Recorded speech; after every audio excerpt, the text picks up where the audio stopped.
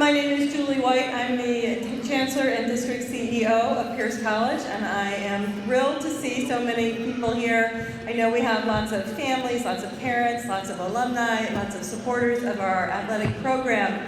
And as you know, our mission at Pierce College is to create quality educational opportunities for a diverse community of learners to thrive in an evolving world.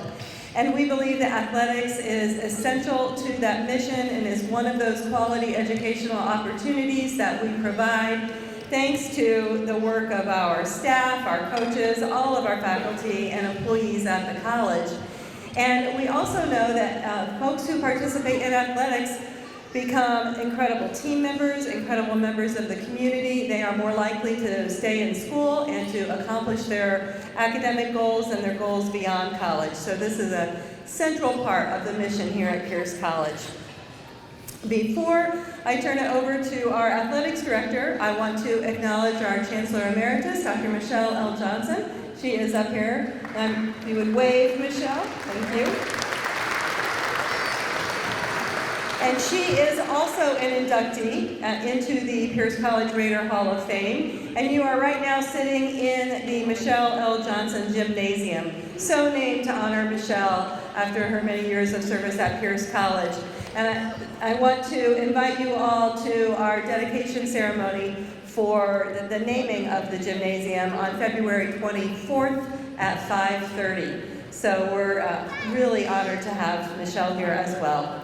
Thank you all. We look forward to honoring our inductees. We have an amazing group of folks to recognize, and with that, I will turn it over to our Director of Athletics, Duncan Stevenson.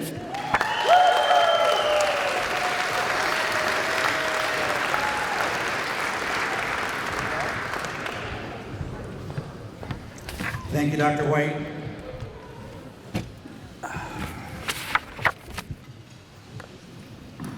Great, no pop, I like that. This is an amazing night. I look out over this room, and since the doors opened earlier, the hugs, the handshakes, the memories. The hard part for me is I wish I could spend 2 hours with each one of you. And on a night like this, it just doesn't happen. This is our 5th Hall of Fame class induction. We are very excited. We have some incredible inductees.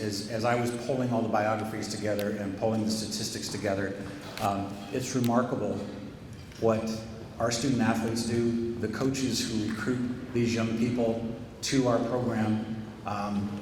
So much of this has happened without facilities. The gym that you're sitting in, that Dr. White referred to, opened in 2007.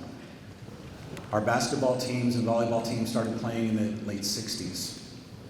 And so Pierce College and Pierce College Athletics has a very storied history of being an athletic program without a home. And to accomplish what our student athletes and our coaches have accomplished over the years is just remarkable. And my hat goes out to all of you for being here, for being part of that history and the legacy that's been created through all of this. And I thank you for that. Dr. White took some of my fire by introducing our dignitaries, so I'll pass on that one. We don't always compare notes. But I would like to recognize, we do have some former past Raider Hall of Fame inductees with us tonight.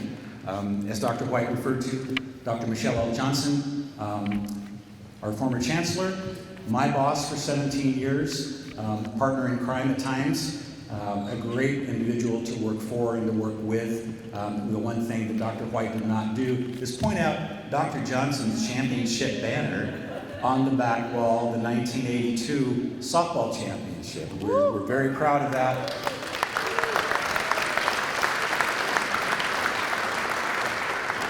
And Dr. Johnson usually points that out to just about everybody when she comes in the gym, so we always give her a bad time about that. One of our other Hall of Fame inductees, Mario Lyons. Mario, you can stand up. Stand up, please. Mario played baseball here back in the mid to late 80s. He went on to Eastern Washington University and was drafted by the Oakland A's and played, I believe, 3 years in the minor leagues with the A's system. Class of 2012. Mario, thanks for being here tonight. Our other Hall of Fame inductee, sitting right next to him, which was a dangerous pairing for me tonight, but I did it anyway, Darren Gerhardt. Darren, Darren was our men's basketball coach in the late 80s and early 90s, and Coach Tony Adams, who was one of our special recognitions tonight. And Darren was just a great coach. He was a young coach, very fiery. We did a few battles around the table every now and then, but his heart was in it, and he worked so well with the young men that he brought into this program and made it very successful. 4 playoff appearances in 4 years. So Darren, thank you for being here.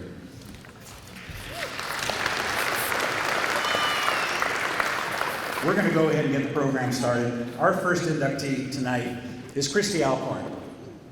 And I'm going to say a few things about each of our inductees, and then we're going to have a presenter come up and speak about them, and then we'll have them come up and give their thanks and their appreciation. So, Christy Alcorn is a 2-sport standout athlete, one of the greatest all-around athletes in Pierce College athletic history. She's one of only 2 Raider athletes in our history to win all-star recognition in 2 sports in 2 years and take her teams to 4 playoff appearances. In 2006 and 2007, she was a West Region All-Star in volleyball. In 2007, she was a West Region All-Star in softball, and in 2008, she was the West Region Most Valuable Player. She holds career records for runs batted in doubles, and she ranks in the top 5 in every other statistical category that we hold in softball at Pierce College. After Pierce, she received a scholarship to play softball at University of North Dakota, played there for 2 years, earned her bachelor's degree. She currently works at Harbor Foods Group, has for 11 years, and she's here with her fiance, Dylan Smith. They have 2 great children, Braden and Layla. And according to Christy, the kids are the best part of adulthood. We love that. There are so many kids.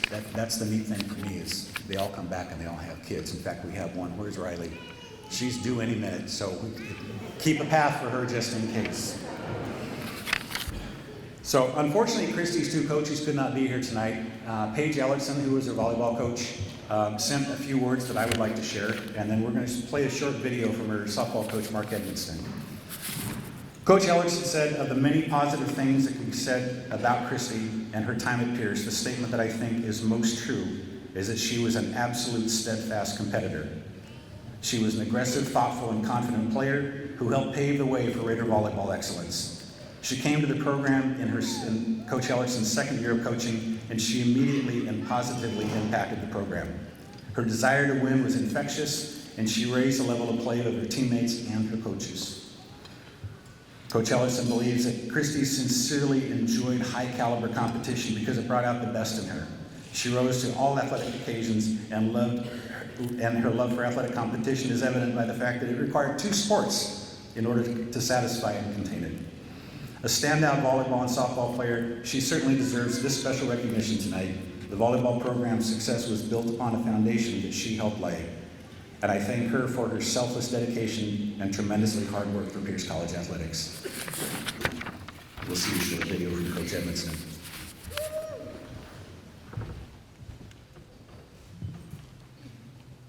Well, welcome everyone. My name is Mark Edmonston. I have the distinct honor and privilege of coaching Christy Alcorn at Pierce College and in travel ball as well.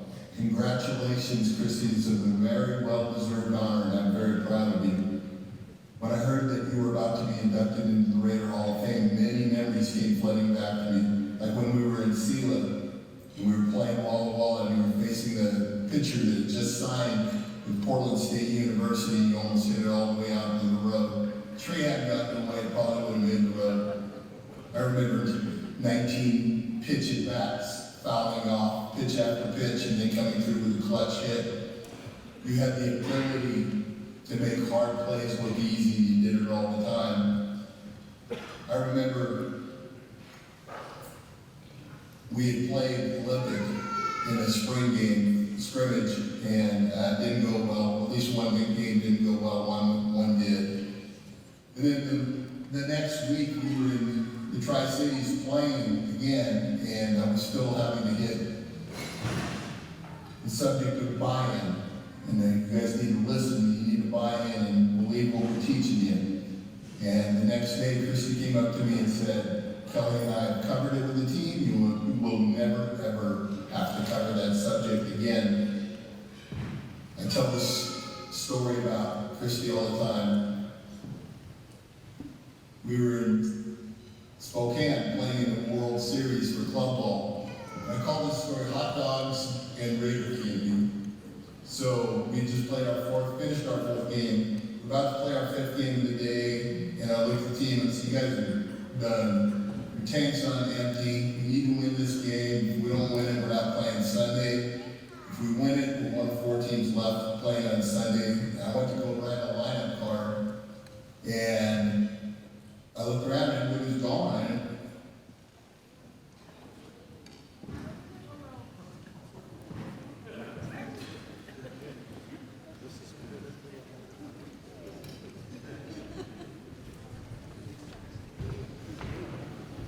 The perils of Wi-Fi.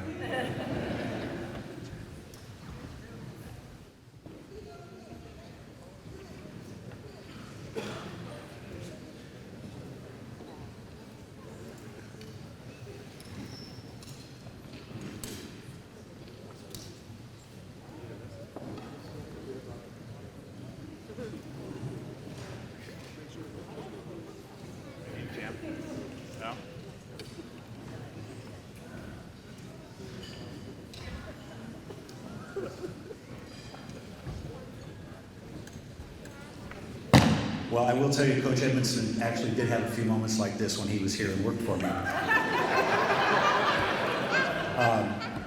Fortunately, I've watched this video a couple of times, and if it kicks back in here, I'll keep my mouth shut. But essentially, Christy came back after Coach couldn't find the team, and she had taken the team over to the concession stand and gotten them Raider candy and bought them all hot dogs and said, "Coach, we're ready to play."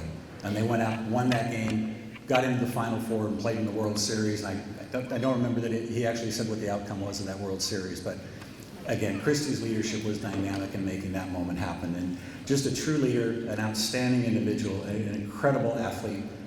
We were fortunate to have Christy Alcorn here at Pierce College and Raider Athletics. And Christy, as Mark would have said, it's his honor to invite you for induction into the Raider Hall of Fame. Come on up.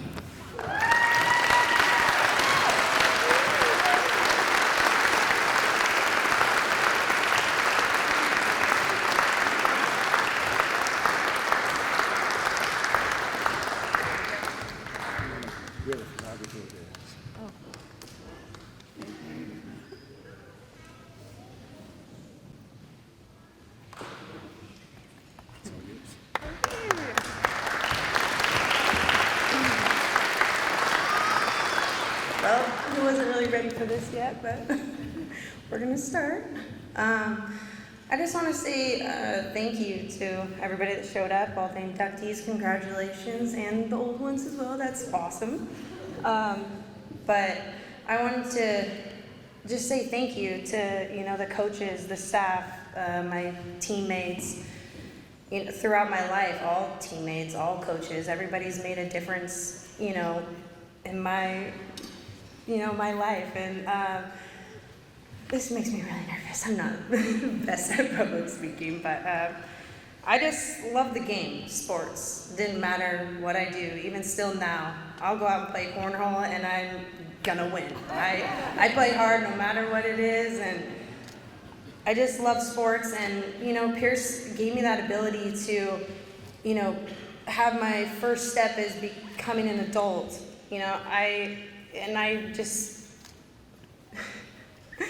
I really, thank Pierce for that, and had that stepping stone of having to do everything on my own, time management, making sure I was at practice, making sure I didn't get in trouble for this or that, and we had our fun. I had so much fun with all of my teammates that some of them were here. So I just want to say thank you, and especially my parents as well. You guys are the reason why I really actually got this today. If it wasn't for you guys and the time that you guys put in, the money that you guys put in, the long hours, the drives, the tournaments I went to, I just want to say thank you guys, and congratulations to everybody. Ben, you too. I'm so proud of you. Coming to all our games and everything, it was a privilege, and thank you so much for your support. Thank you guys. Have fun.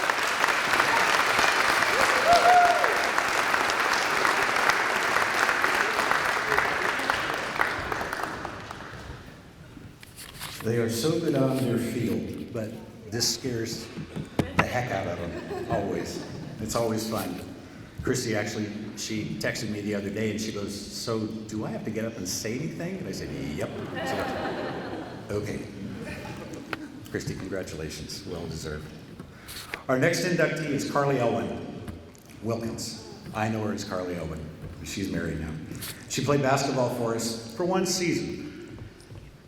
She was one of the greatest all-around basketball players Pierce College has ever had, both on the female side and on the male side. Carly holds the career, or the single season scoring record for most points in the season with 606. And that's a lot.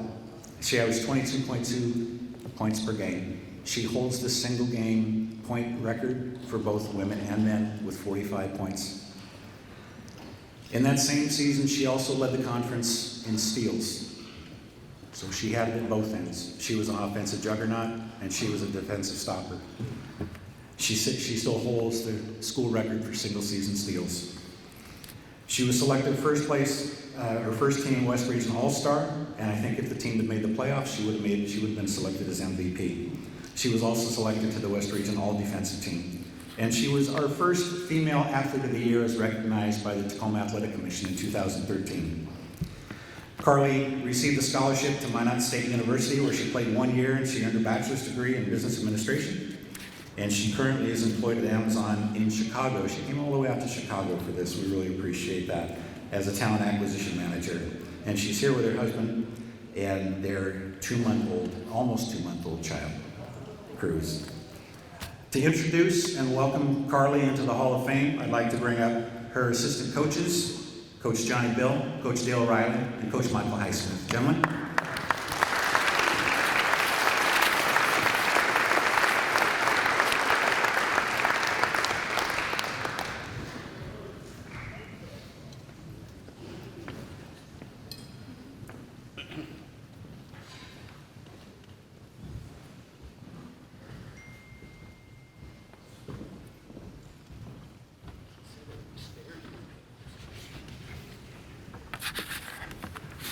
Okay, what an exciting moment.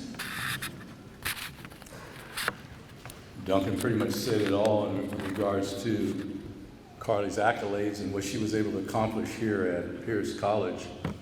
I was fortunate to be one of her assistant coaches, also the strength and conditioning coach during that time.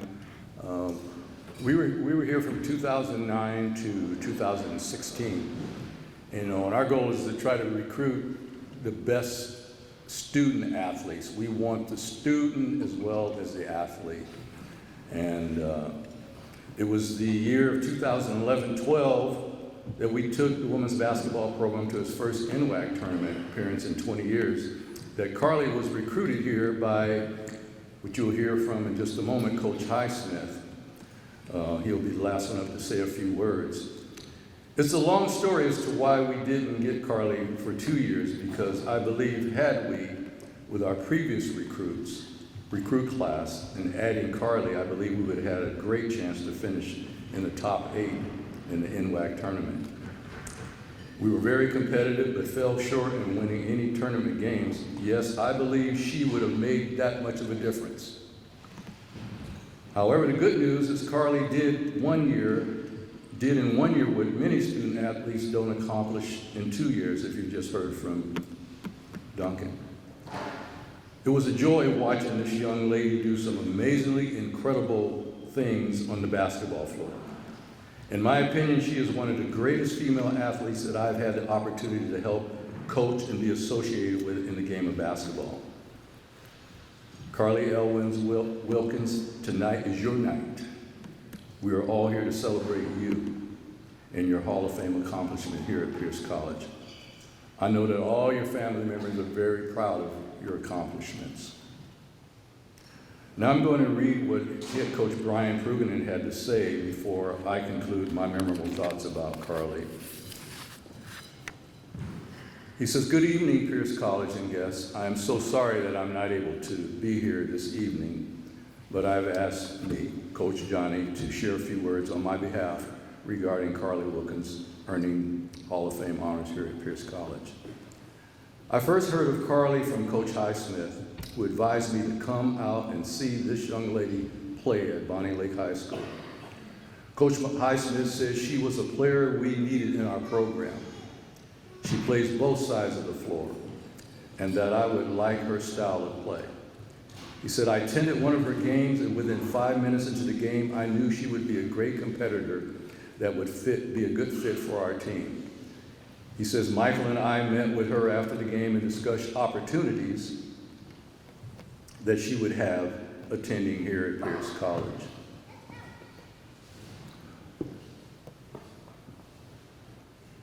Carly agreed to visit, attend multiple open gyms during the summer, but then chose to go elsewhere. The next season, we were playing in a tournament across the floor from Carly. Carly was warming up with her team to play us. I thought we were in for a tough night, he says, as I never thought I would be coaching against her. Then the strangest thing occurred. She didn't start, nor did she get much time on the floor, and we won easily. I remember looking at her at halftime shooting. She glanced over at me, and I could see the sadness in her eyes. We spoke briefly after the game, and I wished her well for the season. Then fate happened. Her second year, for personal reasons, she returned home and enrolled in Pierce College and played for the Raiders. Boy, were we happy. Carly averaged over 19 points a game and led the conference in steals, as we just heard. She was everything I thought she would be when I saw her in high school. She is the best student athlete and player that I have ever coached in my career.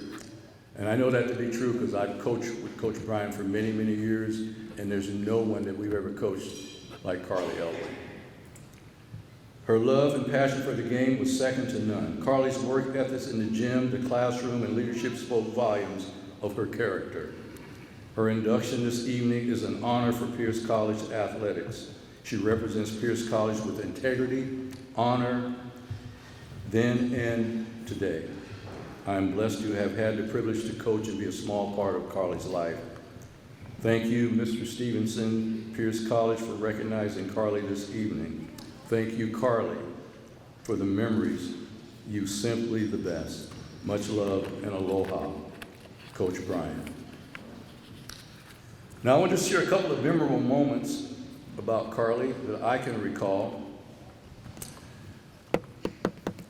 The game that Carly scored those 45 points was memorable because we were cheering for her to get 50. I don't know if she remembers, but she had opportunities, but that ball just would not fall through the hoop for some reason. Carly, it was the Green River game, I think you remember that. And I know that sometimes athletes feel that pressure, but we wanted her to get that 50 so bad. But she ended up with 45, and that record still stands today, some 12, 13 years later. Lastly, when we had a game against Carly's team, she played for her first year, as Coach Bryan mentioned. We were stunned with her small amount of playing time. We've all heard how Carly led the NWAC conference in steals, 144. That's about 5 per game. That's incredible. And what we didn't mention was that she was 19th in block shots. Now that's really good for a guard. That's like 1 a game. Carly was incredible. She had great timing. She could block shots. I'm like, how did she do that? That was just incredible. The one thing that I remember I was curious about was why wasn't Carly playing for her first team? And Carly, I don't know if you remember, but I think they said you were a defensive liability. And so now when I think about it, she was a defensive liability, but she had 144 steals, and she had almost 1 block per game. You tell me, is that a defensive liability? I think not. So with that being said, Carly, I want to thank you for the memorable moments that you brought to Pierce College and to us as coaches. Thank your parents for allowing you to come and play for us that second year. God bless you and your family and your children, and I know they'll be following in your footsteps. Hopefully we'll be reading about them someday. So with that being said, I'm going to have Coach Dale come up and say a few words, and then Coach Mike's going to conclude. My name is Dale Riley, and I was one of the assistant basketball coaches and recruiters here at Pierce. And the first time I saw Carly was at that tournament game, and I didn't know her, and she came up to the coach after the game and talked to him. And then the next time I saw her was in the gym here at the summer deal we had here. And so I was just saying to myself, I hope she plays for our team. And so she stuck around, kept coming, and so she eventually made it on the team. And I just wanted to come up, Carly, today and just say, you're amazing. You have to see her, you would have had to see her play. She would do the steals, and then she would just come down and take the jumper, nothing but net. And then she would twerk and twist her body on the layups, and boom, it'd go right in. And I said, Johnny, did you see that? She's doing it again. And so it's really amazing. You know, us as coaches, when we see these students come by and they play very well, and you just thank God that you're able to see an athlete play as good as she did. And as an individual, Carly, you're one of the best. And I'm glad I was there to get to participate and see you play. And I'm gonna say, you know, God bless you and your family, and wish you the best. See, didn't take very long, did I? All right, God bless.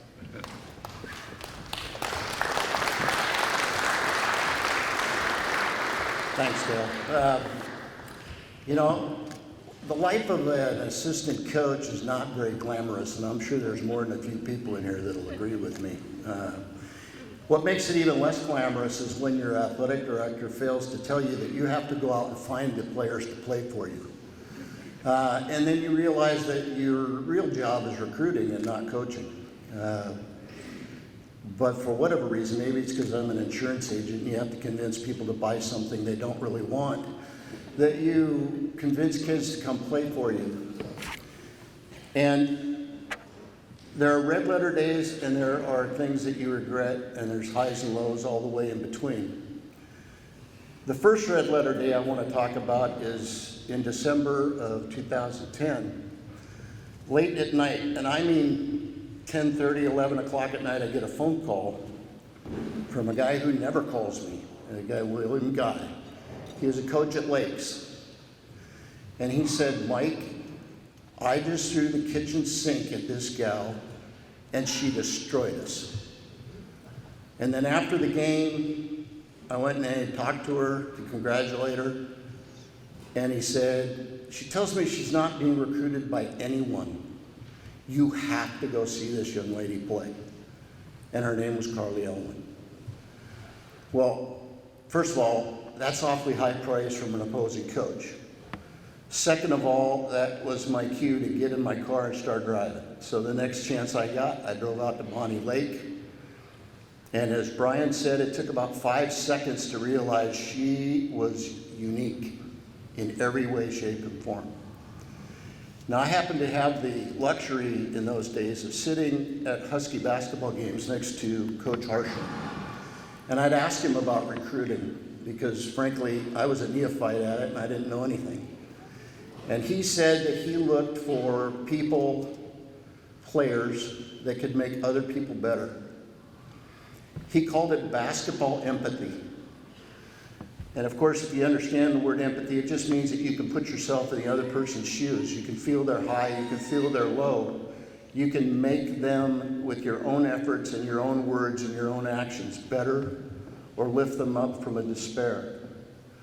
After watching probably 8 or 10 games that season and getting to know her and her mom and dad, no player that I ever talked to about coming to play for Pierce embodied basketball empathy more than Carly Elwin. she could make every player on the floor better. An arm around the shoulder, a pat on the back. It wasn't just about making the right pass at the right moment or setting a pick or doing something like that. She could do all of that too. She was a fabulous basketball player. But that young lady was a fabulous human being. And everybody that's come across her, my guess is, even to this day, knows that. So, I tried everything I could think of to make that young lady come here. I mean, I used every line, every thing I could come up with. I don't know how many times Mrs. Elwin and I sat next to each other. She probably thought I was sitting in her sleeping bag. I mean, honestly, she was probably sick and tired of me. But for some reason, and I don't know that even to this day, she picked Brand X. And that was about as low a moment in my career here as I can recall. And not because she wasn't going to play basketball here, was because I wasn't going to get to be a part of her life for the next 2 years. That hurt big time, because I could see her having as much impact on me as I might have on her. You don't say that much about young people. You try to impart life lessons to them. But when you actually think you're going to get a life lesson from a player, and you don't get that chance, that was kind of a bummer. Later that year, I frankly was unable to continue coaching, business and personal reasons. So from a regret standpoint, my regret is I never got to coach her. But then about a year and a half later, I get a phone call, again, for whatever reason, I get late night phone calls, I don't know why that is. I get a phone call from one of her teammates, and she says, "Carly and I would like you to come watch us play." I said, "Excuse me?" She said, "Carly and I would like you to come watch us play." Carly Elwin? Yeah, who do you think I'm talking about? She plays for Pierce now. I'm like, thank the Lord. I don't know why, I don't know how, and I don't care. This is just fabulous news. I'll be at the first game I could come to. So I got to a game, I think it was at Tacoma. I got there early. I sat in whatever inconspicuous point in the stands I could find. And before I knew it, here are the ladies out doing their layup drills. And I look up, and there are Kavehi and Carly standing right in front of me. And they gave me the biggest hug that I could ever get. That was a true red letter day. And I'll cherish that for as long as I live. So with that, it is our great honor to invite Carly Elwin Wilkins to be the next inductee into the Raider Hall of Fame.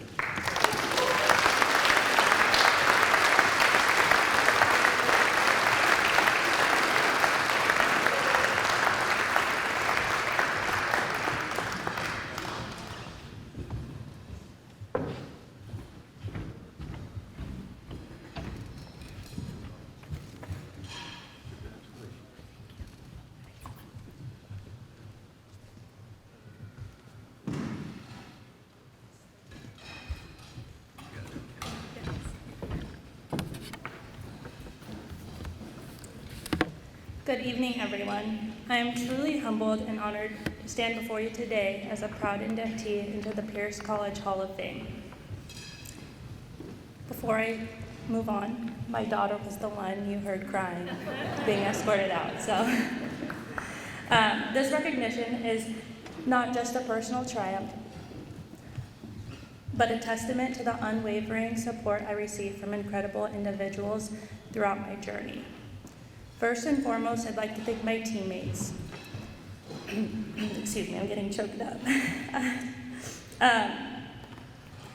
Their camaraderie and teamwork made every victory sweeter and every challenge more surmountable.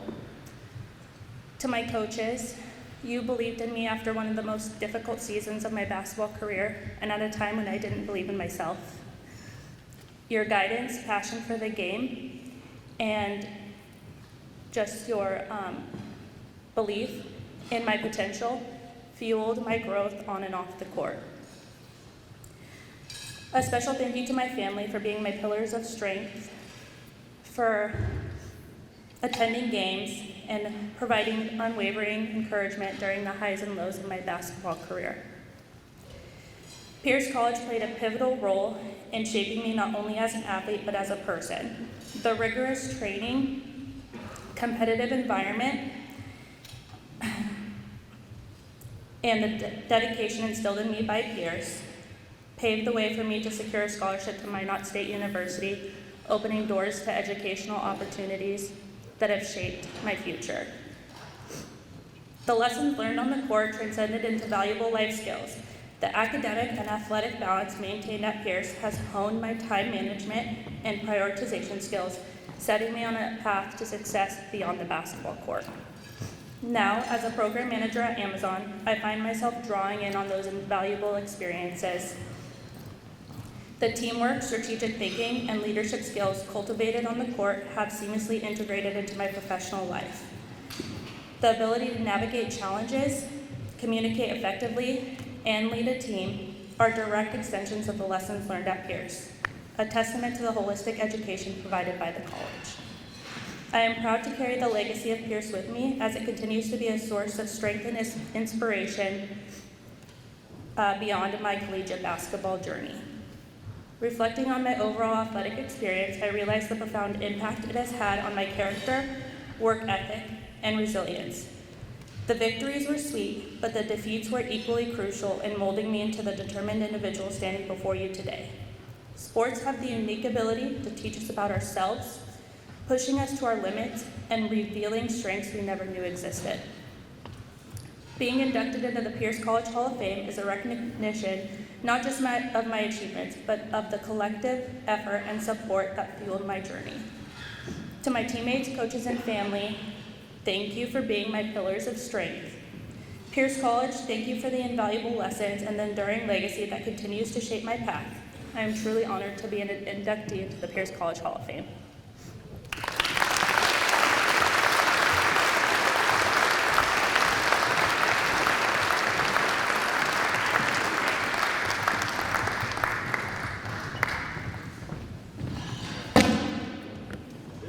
This hot mic. You would never guess that she was a 3.95 student when she was here at Pierce. So. Our next inductee is Kylie Jeffers Kaitan. Volleyball player extraordinaire. It's been kind of nice tonight because I keep talking about the greatest athletes in Pierce College history. I would say that without question, Kylie Jeffers was the greatest all-around volleyball player in our history, and that says a lot. We've got some pretty good volleyball players here. In 2008, she was the West Region Most Valuable Player as a freshman on a fourth-place team in our division. Pretty darn good athlete. Her sophomore year, she was a first-team All-Star. She led the Raiders to top 4 finishes in the NWAC West Region, finishing in 4th place in 2008 and 3rd place in 2009. And playoff appearances in the NWAC championship tournaments both years. She was in the top 10 statistically in 2009 in assists and service aces, and she ranks in the top 5 in those 2 categories here at Pierce College. After her second year, she served as an assistant coach for the Raiders for a season before moving on to the Evergreen State College, where she played volleyball for 2 more years. She earned her bachelor's degree in business administration, and she currently works in Idaho for Multicare as a healthcare recruiter. Along with her husband, Corbin, they have a 2-year-old daughter named Riley. To introduce and welcome Kylie into our Raider Hall of Fame, Doug Carlson.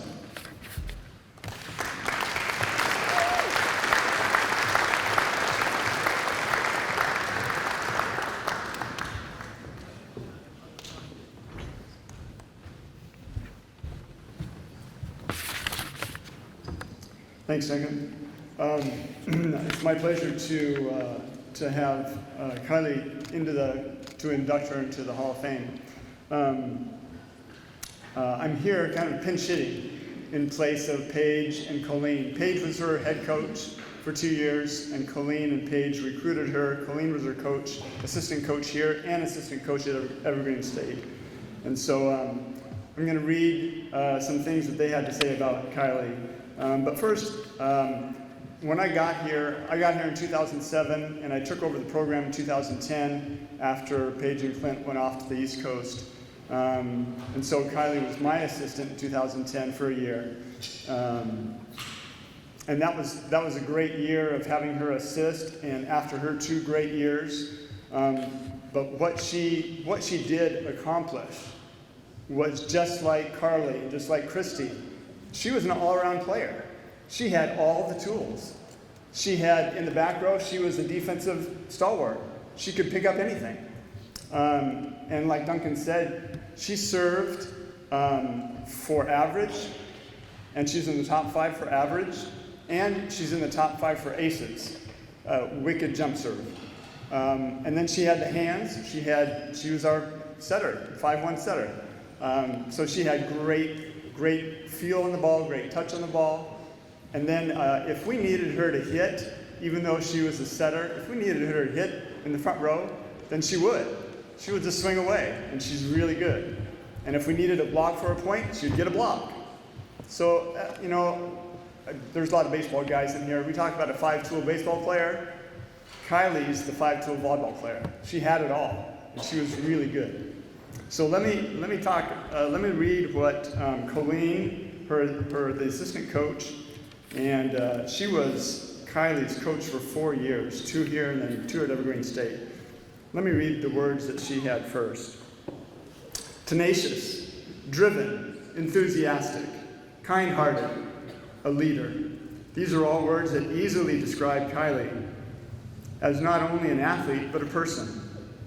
She is one of a kind that only comes around once in a blue moon, and one that sets the bar incredibly high for others as an athlete, teammate, and person.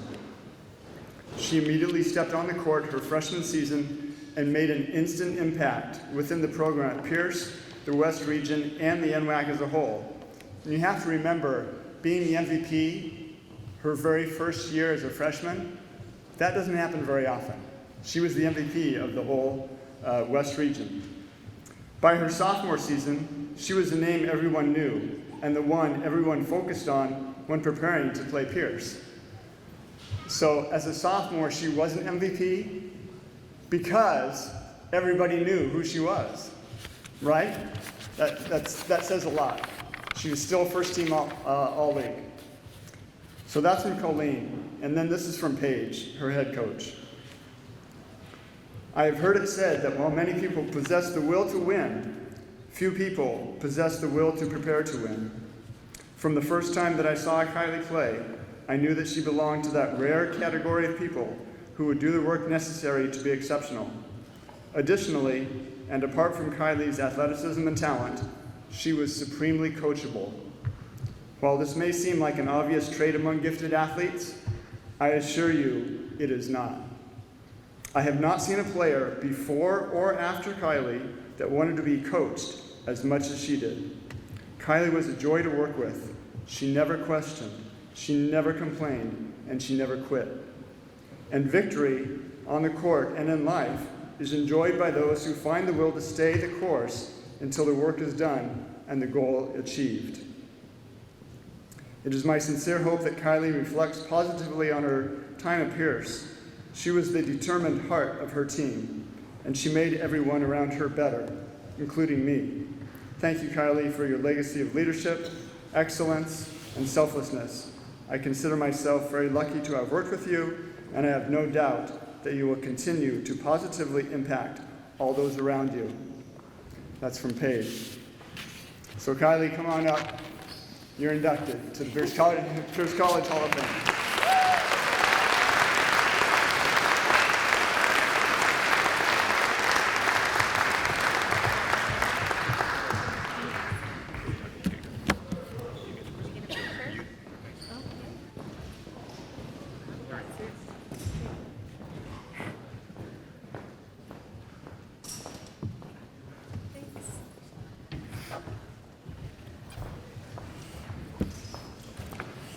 So I actually worked this event when I was a student athlete, and I remember thinking, those people are really old.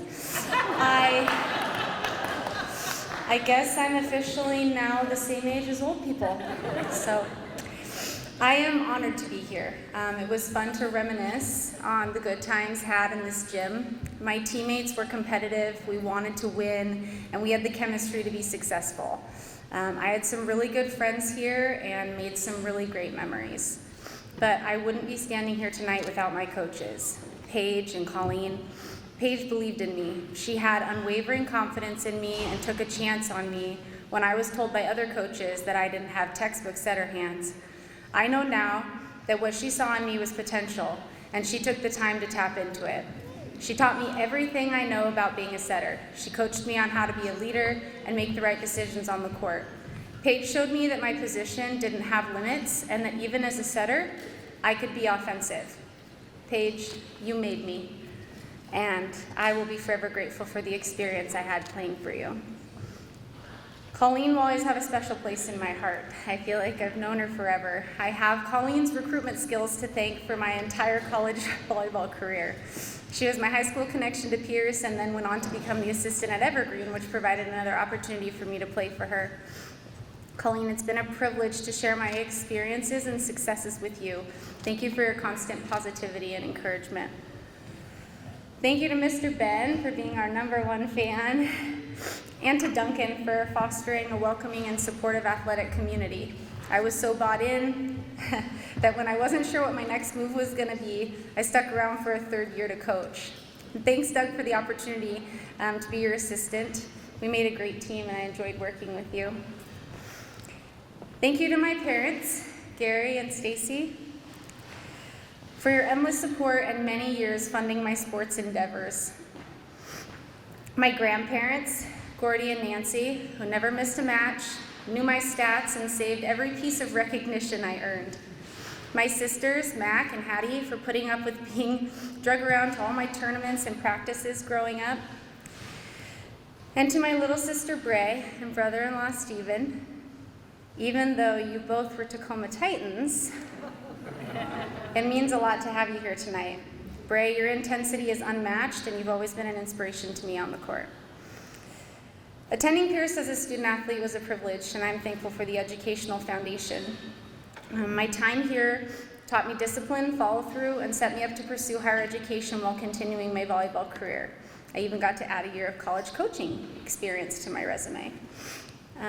I completed my 4-year degree at Evergreen while on a volleyball scholarship. I found myself in the medical field, and since I personally can't handle all the blood and guts, I recruit those that can. I met the love of my life, Corbin, my now husband of 11 years working at the hospital, and we have a beautiful baby girl who brings more joy to life than I ever thought possible. I am immensely grateful for this incredible honor. I hope this moment can be an example to my daughter that hard work, dedication, and perseverance can lead to great achievements. Thank you.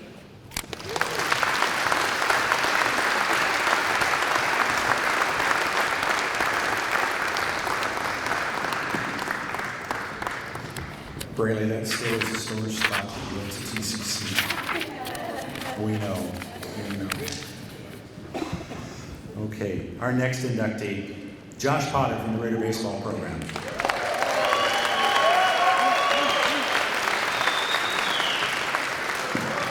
In 2011, Josh was a first-team All-Star for the West Region. In 2012, he exploded on the scene. He was the MVP of the West Region. The year that the team brought home the 2012 championship, which you'll hear a little bit more about in a few minutes, he was selected the tournament MVP. He had 428 at the NWAC championship tournament. There was not a pitch that he couldn't hit that weekend, and it was a long weekend. He received NWAC All-Conference First Team selection. He was also West Region Gold Glove selection. And finally, he capped that off by being named an All-American by the American Baseball Coaches Association. He led the team in hitting with a .363 average in hits and an RBIs. He was everything that the team needed that year, and believe me, we had an everything team, one of the most talented teams we've ever had, and we'll talk about that again in a minute. After Pierce, Josh earned a scholarship to Central Washington University, where he helped the Wildcats win a GMAC title. He earned his bachelor's degree in psychology, and then he went on to Seattle Pacific University, where he received a master's degree in organizational psychology. He currently works for Textio as a people operations partner. I need to know more about that career path. The company is based in Seattle, but he lives and works in Hawaii, so get on that one. To introduce Josh is his head coach, Mike Nato. Mike?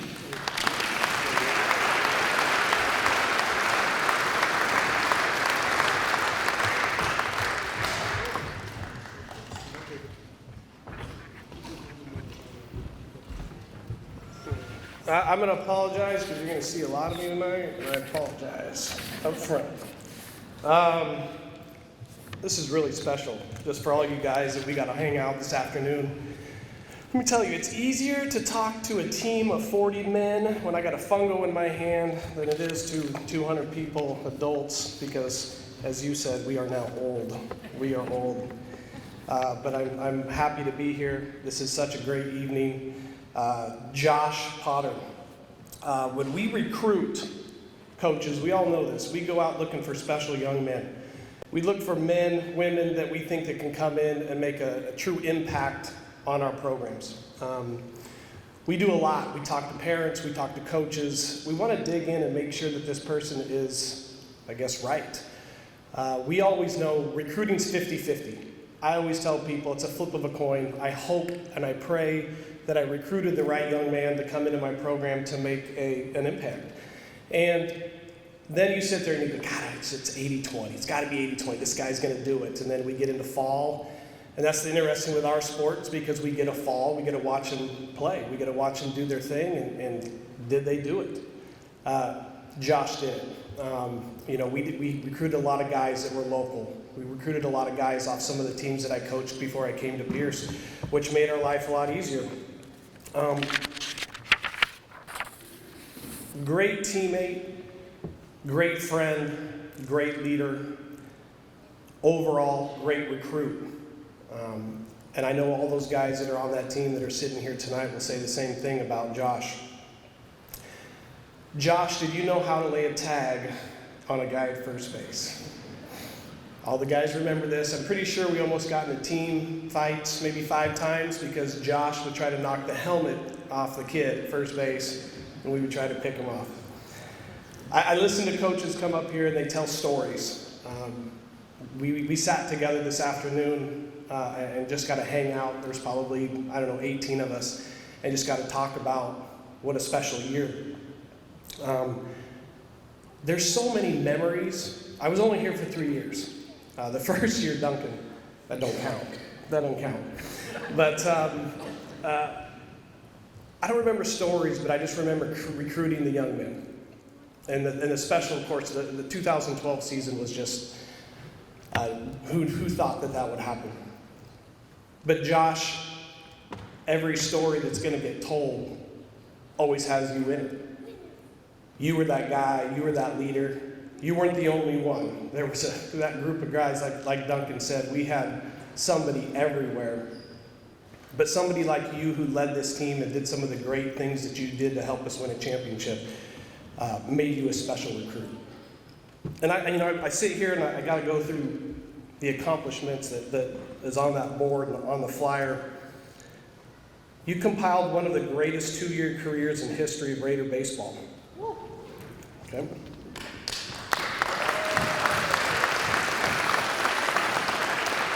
In his sophomore season, he had the best statistical season and the greatest team in Raider baseball history, accumulating with the team's 2012 NWAC championship.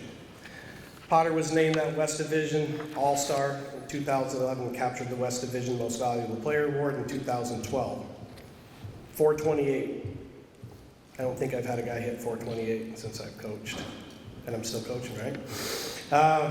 The NWAC tournament earned Potter's Most Valuable Player Award. Gold Glove, All-Conference Team, and of course the All-American. Potter finishes in the top 10 all-time for the Raiders' career batting average, hits, and runs batted in. So it was really fun. Like I said, I don't remember a lot, but when you get to sit there and read about what these kids have done and the accomplishments you did, that's pretty amazing, Josh. I'm going to keep this short. Josh Potter, it's my honor to welcome you for the induction into the Raider Hall of Fame.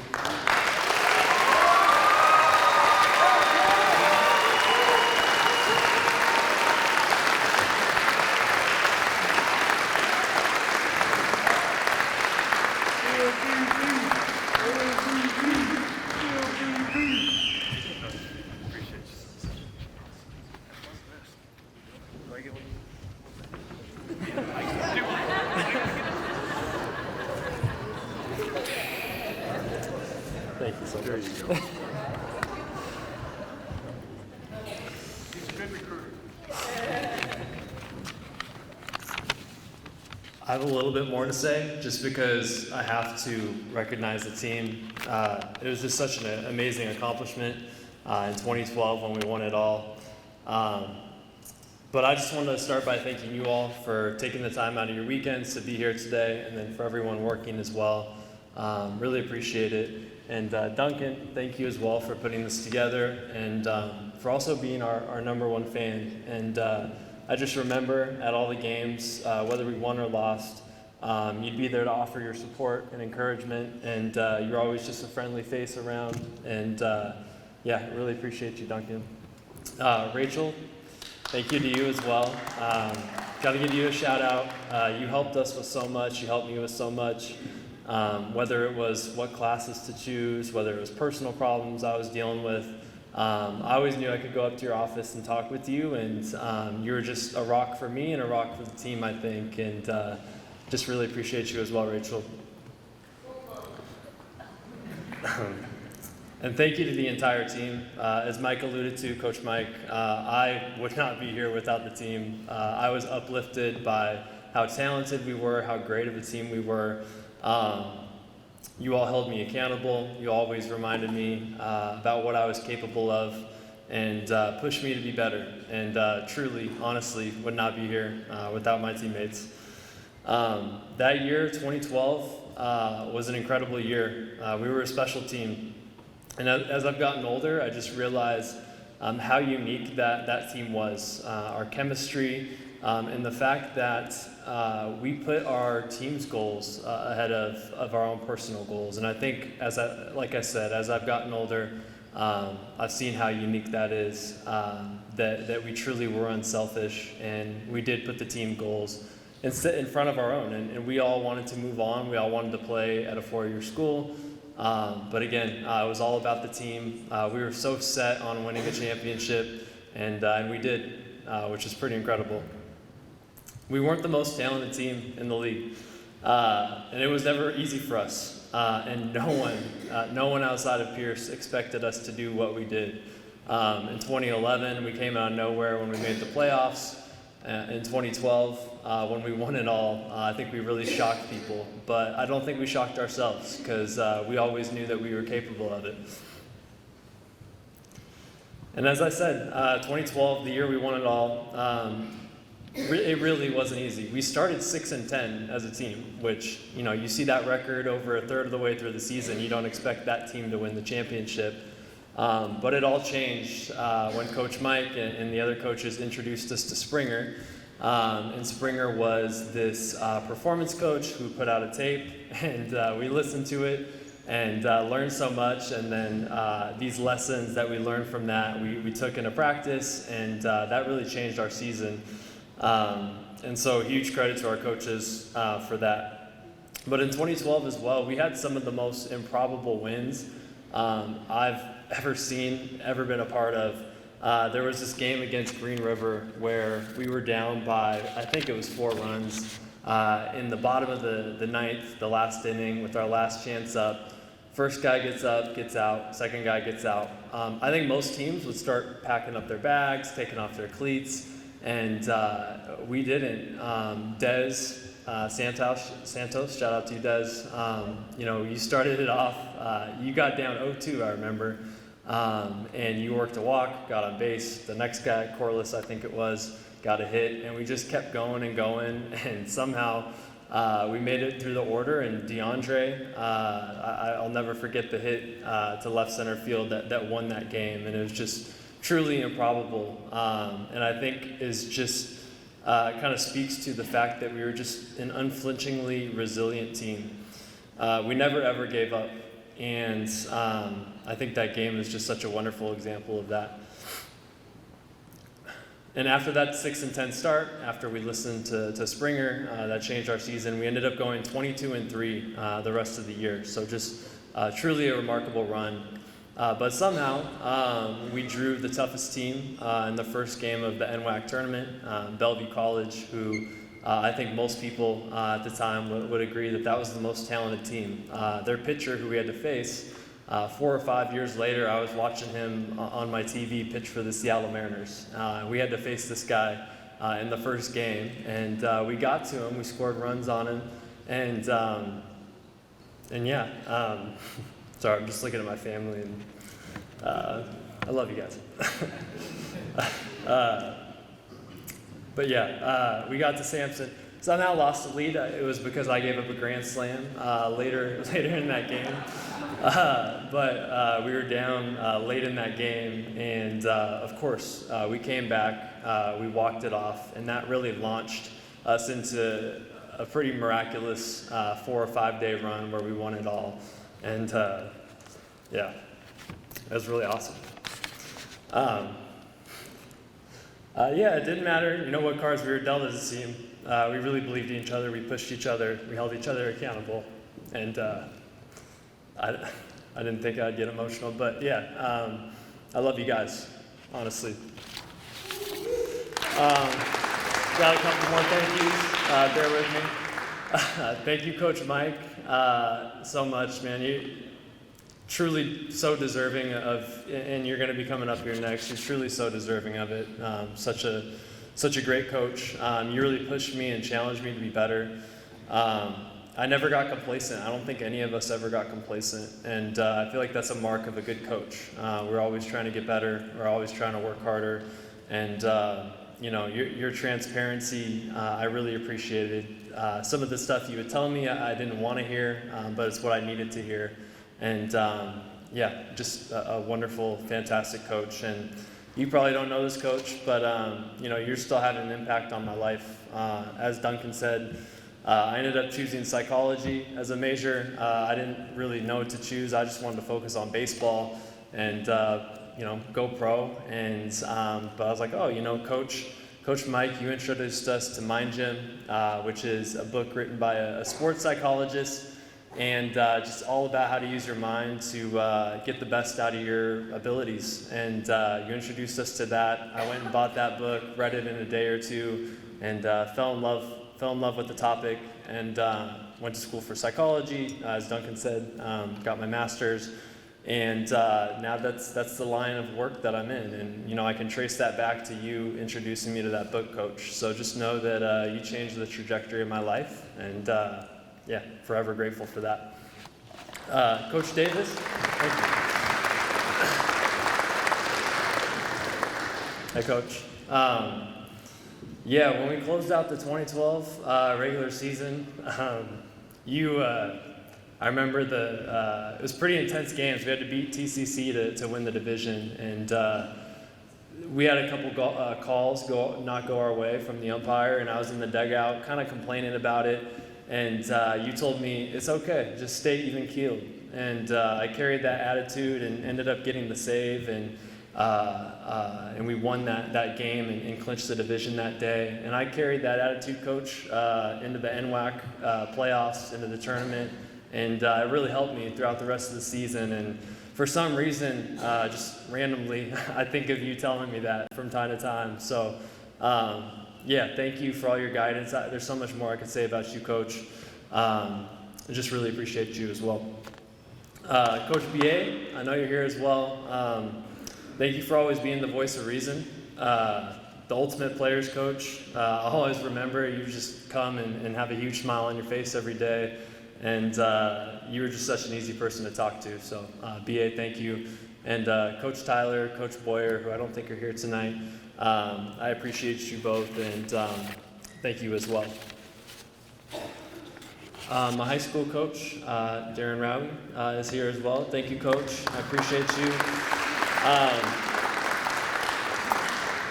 Yeah, to be fully transparent for a second, I went through a lot as a kid, Middle school was pretty rough for me. That carried into high school for the first year or so. Just a really skinny, frail kid, really shy. I really struggled during that time. And it was a tough time in my life for sure. But the thing I never shared with you, Coach, is that with you or Bobby or Joe, the other coaches, was that especially in my first couple of years of high school, like baseball for me was such an escape and it helped me find a lot of confidence in myself that extended outside of baseball as well. Goddamn. I became a much more confident and happy person during my high school years because you coach, you created an environment in which I could thrive in something for the first time in my life.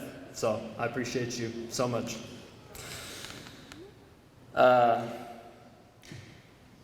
Yeah, it was a tough road.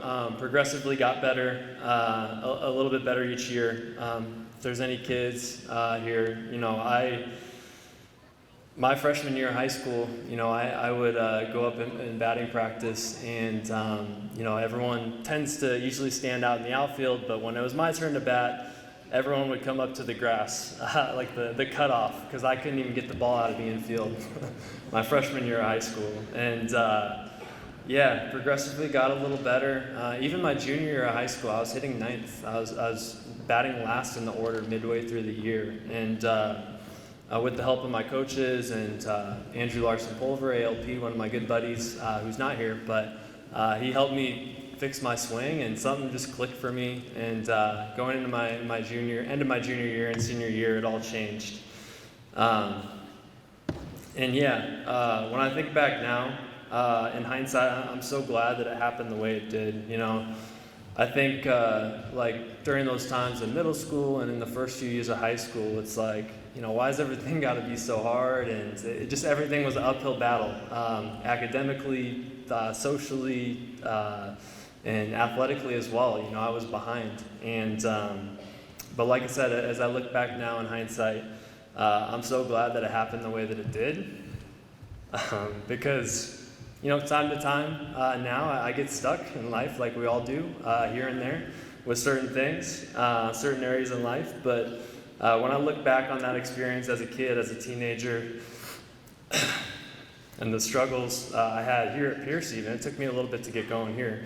It makes me realize that no matter how stuck I feel, that there's always a possibility a breakthrough is coming, because I had that experience. So yeah, like, even if I know where I want to go feels impossibly far away or unimaginable, I gotta stop looking at my family. If I keep working hard and just keep going, I'll eventually break through. I know I've overcome so much before, and I can do it again. And yeah, I think that's something we all forget, is how resilient we can be as human beings. All right, lastly, almost done. I gotta thank my family. Everyone, seriously, without you guys, I wouldn't be here. So thank you all. Thank you.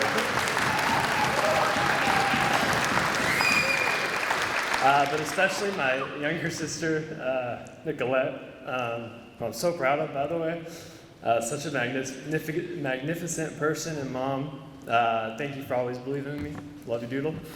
My big brother, who lives in Maryland, couldn't be here tonight, unfortunately. He's who made me the competitive, fiery person that I am, and I always just tried to emulate him. He's 5 years older than me. He's a great athlete, and he would always play wiffle ball with me in the yard. And I don't do anything left-handed, but my brother's left-handed, and I hit lefty because I wanted to be like him, and it's still the only thing that I do left-handed, and turned out to be a big advantage for me. And then lastly, my mom and dad. Mom, you always and still do encourage me and help me believe in myself whenever I start to lose confidence. You've taught me to never forget all that I have to offer. And yeah, it wasn't an official at bat until I heard a "Let's go J-Bug" from my mom as I was stepping up to the box. So love you, Mom. And then Dad, you coached me through Little League. You were a football guy. Linebacker in college, and but baseball was my thing from an early age, and you coached me, supported me in so many ways because you knew I loved the game, and you never forced me to do anything. You just supported me because I loved it. And you sacrificed so much, you and Mom both. Your sleep because you work nights, your money, your time, and your own well-being. for me to play the game that I loved. And yeah, you would take me to work out, you'd put me on the scale because you knew I wanted to gain weight. And you would pitch to me, and I just remember dodging the line drives that hit back at you. And I got you quite a few times. I don't know why we never thought to get an L screen, Dad, but yeah, I just really appreciate you guys. I love you guys so much. And quick shout out to my girlfriend, Brittany, who I didn't meet until later after all this chapter. But thank you, Brittany, because I just appreciate how curious you've been about like this part of my life, and for always listening to my stories. Most of them are about this team because it was such a special year, and I can't wait for all of us to be up here in a few minutes because that's what it's all about for me. So, love you guys. Thank you guys.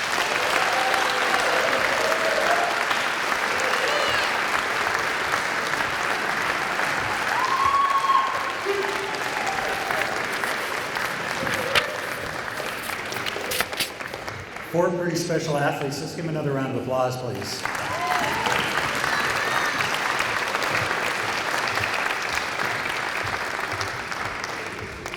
Our next inductee gets inducted by me because I had the good fortune and privilege of hiring him. Mike Nato is our head baseball coach from 2009 to 2012, and it was 3 glorious years. When we interviewed Mike in July of 2009, we knew that there was something different about him. He had an unmistakable confidence in his ability, not cocky, not arrogant, but he was confident.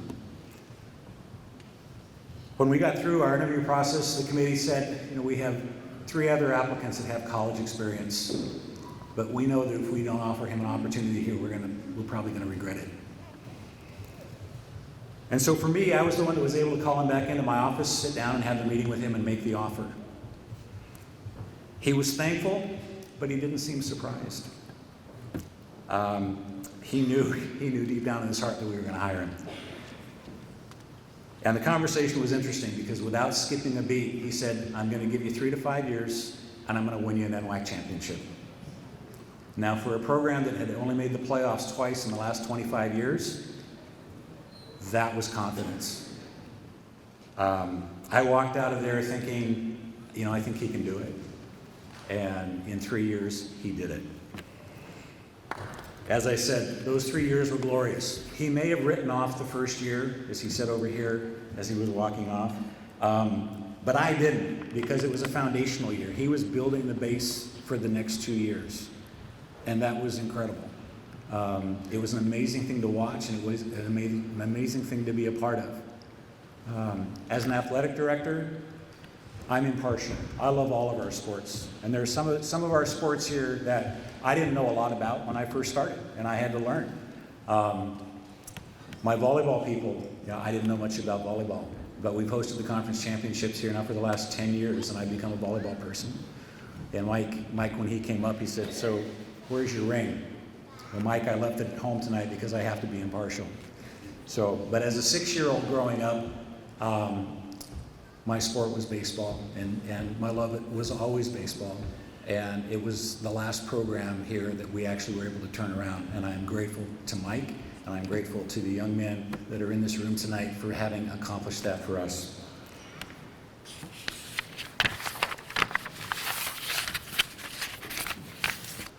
As I said, when he started, the feel of the program was different. He was building a foundation. The students on the team were different. The athletes were different because they were students. The culture was changing, and it was changing for the good. The players were excited to play, and they were excited to work hard. They were dedicated to their coach. In his second 2 years with us, 2011, 2012, the program won 30 games each season. The first year we'd ever won 30 games in a season. And along the way, they won our first ever West Region Championships, pardon me.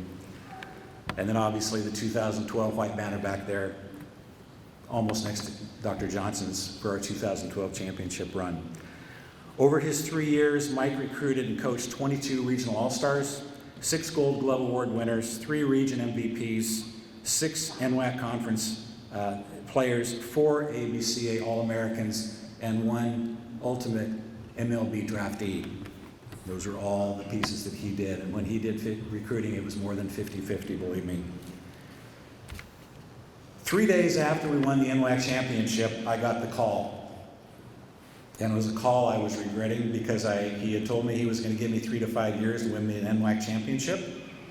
He'd completed his 3 years and he'd accomplished his goal.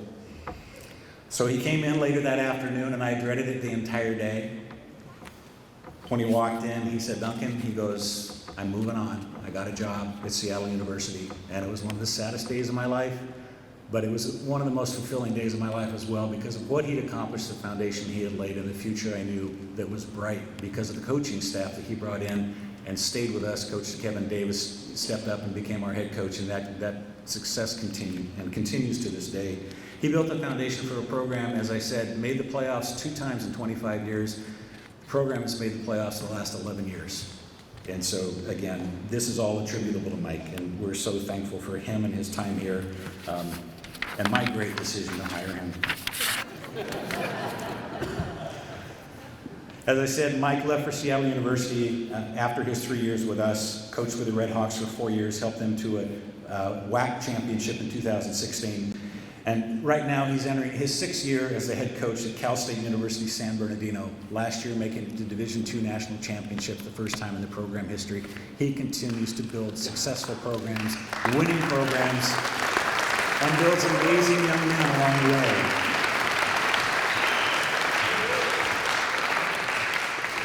What really completes Mike's story is his family. And family is at the heart of everything he does. Because if it hadn't been for his family, especially his wife Heather, who allowed him to do the things that he did, to be a part-time, poorly paid coach, and follow his dream and follow his passion, to accomplish his goal of becoming a major college head coach, and the success that he has, and getting a full-time check is a good thing too.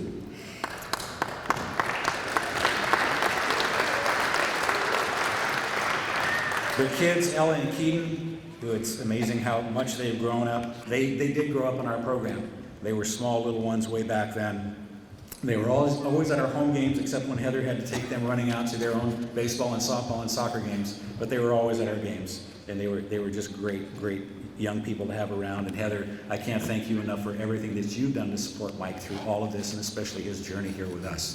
It was just incredible. As I said, the family lineage in athletics runs strong with the family. Mike was a standout player at George Fox University his junior year. He was the NAIA Division II National Player of the Year. He was drafted by the Baltimore Orioles, spent 6 years in the minor league system. Heather played softball for Oregon State University. Go Beavers. Their daughter Ella is in her junior year playing softball at Stanford University. And their son Keaton, who's finishing his senior year, has signed to play with the Huskies at University of Washington next fall.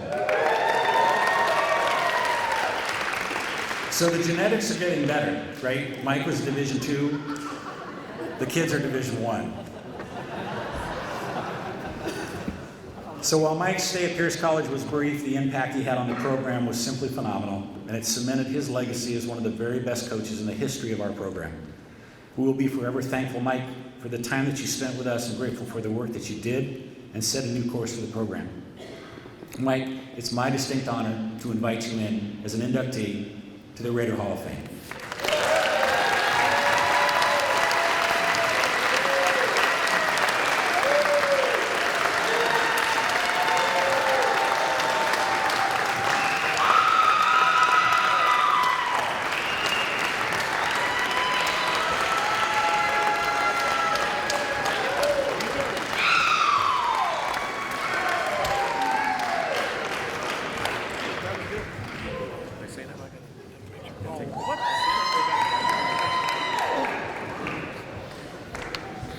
And those of you in the front row, if you don't see it, go ahead, guys, get those back up.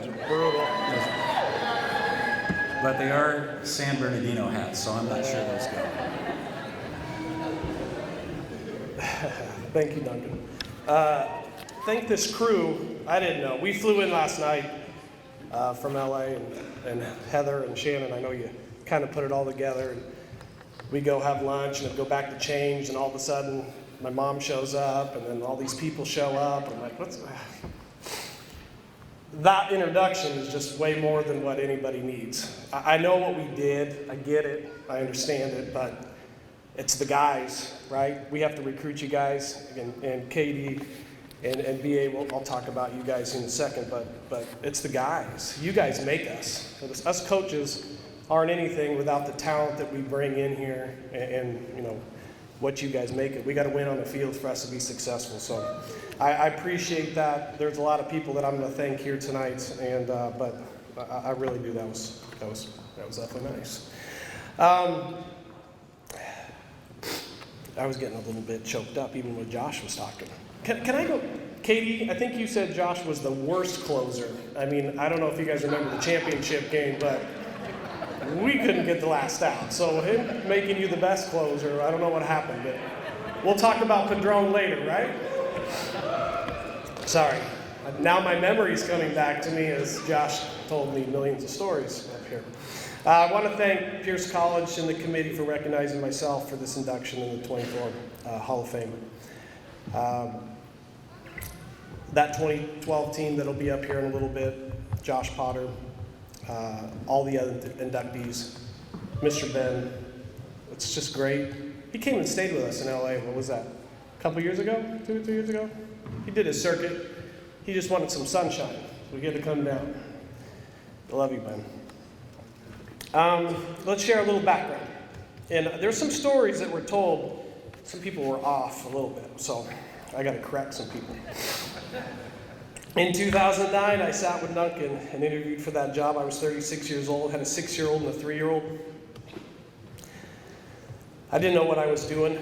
I was up at Shoreline at the time. I did that for 4 years, driving to Seattle. I'm like, okay, I can't do that. I can't go. I was going up there Tuesday through Thursday, would never go to practice on Friday because I didn't want to fight traffic. Just go to the games. I don't know what I got paid to do that. Heather probably remembers.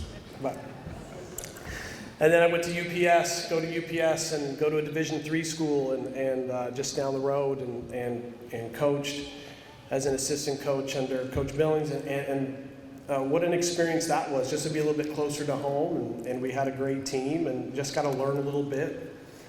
And then I remember Duncan called Coach Billings and said, you got anybody on your staff that you think would want to interview for the job? And I'm pretty sure he told you no. He did. So I find out that the job's open. I make some phone calls. Excuse me. I make some phone calls to Pat Casey, who I played for in college, Donnie Harrell up at Seattle U, and I say, hey, this job opened up at Pierce College, and what do you think? What do you think I should do? They both say, because believe me, it wasn't a really good program at the time. We played at Mount Tahoma High School. There was not a lot of success. People were telling me, don't take this job. Don't go there. Pat Casey and both Donnie Harrell tell me, you need to prove to people that you can coach. If you ever want to get to the Division I level or whatever your aspirations are, you need to just go coach. It doesn't matter where it is. You got to go do it. And so I put my name in. I roll over here, and me and Duncan have a conversation. I wasn't sure. That 3 years was pretty amazing. But we sit with Duncan, and when he did finally hire me, yeah, the pay was not very good either. I said, I'm going to be here for 3 years. And I don't remember the 5, but I did say I'm going to be here for 3 years. And we're going to win. I didn't say we'd win an NWAC championship, but we'll win. And then I need to do something, because I sit here now and I look at coaches across the country. We should always be inspired to win and want to get better at what we do and give ourselves an opportunity to get better. JC, for me at that time, at 36 years old, was not the end all. I'm thinking, what can I do with this? And then all of a sudden, we win. We have an opportunity, we win, we get successful. I get an opportunity to go up to Seattle U and be a volunteer coach. The pay wasn't very good. So I did that for a year, and then, yeah, you get the opportunity to be an assistant coach for 4 years there, and the pay wasn't very good. And that's Division I, too. But it's not about the pay. I just, you guys have to understand that we coach because we love to coach. And I appreciate when I sat with Duncan that day and we had that conversation and he did hire me and I was told Heather and I said, okay, here we go. We're going to see what this is going to do. The team that Kevin and BA and I put together was not your typical blue chip team. We were a South End. People would be saying, you got to go up north, you need to go recruit those north kids, you need to bring them down, you need to go down south, you need to bring kids up. Gosh, what, 95, 98% of you guys were in our backyard. I think we recruited you and told you to live at home, save your money. If you're going to come to a JC, you're going to save your money, you're going to come play baseball, we'll get good, and then go wherever you're supposed to go. But we were here. And like I said, a lot of you guys played for my Buzz program that I got to build for, I don't know how long I did that, 13, 14 years. And so, yeah, recruiting got a little bit easier, but KD and BA did a great job, and Tyler, and I know Billy came in later, but we assembled a pretty good team over those 2 years of bringing guys in.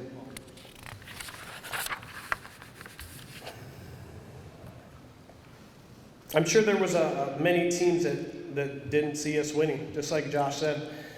Nobody thought us. We would go out there and I swear we would win games that we shouldn't have won. I don't know how we did it. But it was great to see because we did believe. I'm not sure what I did to deserve this. I played ball. I got the opportunity to coach. Not sure I would be good enough.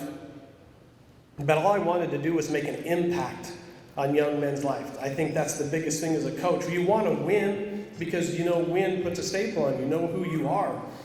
But I always wanted to just make the impact on the young man. My recruiting spiel now, and even back then, is I want to make you a better man when you leave here than when you came in. I want you to have a better understanding of this world through us and your teammates. Make an impact, leave a legacy, be a leader, most of all, be a great husband, father, and friend. Love life and enjoy it every day. Men, love what you do and have someone that loves it with you. I'm so proud of all the players I've coached. It's great to know you have made an impact. Coaching is a hard job and all that we put into it.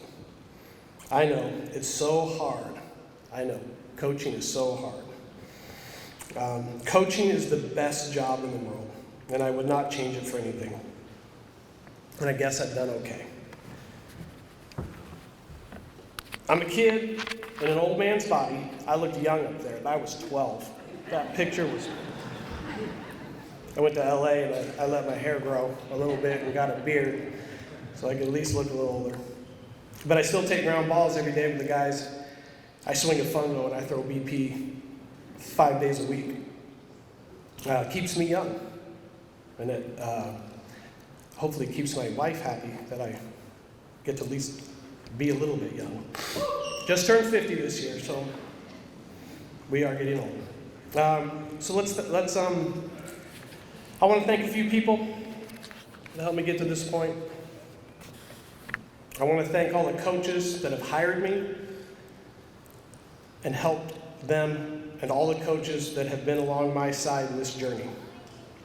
This is not a job, this is a passion. My goal has always to make this fun for everyone, coaches and players. Baseball is a lifestyle. I want to thank you, KD, BA, Billy, Tyler, the guys in here. You guys don't understand how much a coach is relieved when he can trust his assistant coaches. I coach in a conference right now where I see coaches call every pitch, they run the offense, they coach third base, they hit every fungo, and I can't believe it. I'm like, why do you do this if you don't trust the people alongside you? And to have great coaches and great assistant coaches next to you, as some of you assistant coaches got to be up here tonight and talk, it's such a privilege to have you guys up here and to be along your side to make you a great coach, because you're still doing a fundraiser, Katie. We started that, I think Rachel's here. I mean, the people that helped me put that thing on and start a fundraiser from a poker night to what are you doing now, Katie? You've done a great job of keeping this program what it is and what we built. And that was the one reason when I told Duncan, I said, when I go, Katie's taking this team. So he knew. He knew what we were doing. He knew how to do it. And I'm proud of you.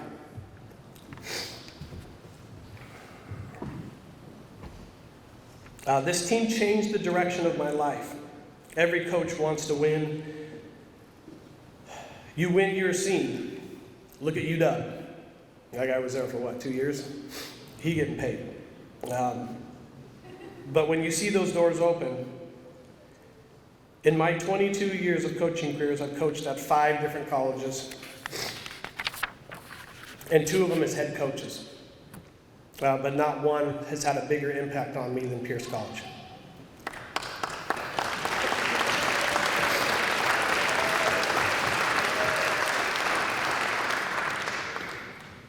I want to thank Duncan. I am successful in life and in this game because you gave me this opportunity.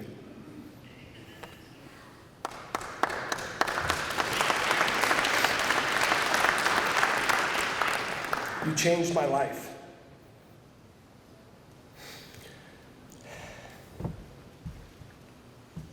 I live in California, still coaching 2 successful kids playing sports in college.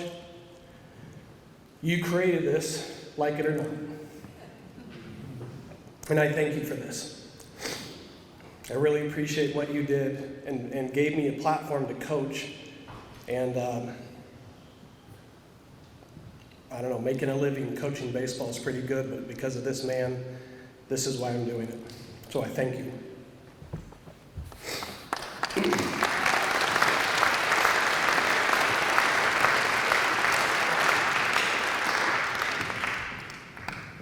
I want to thank my mom and my dad.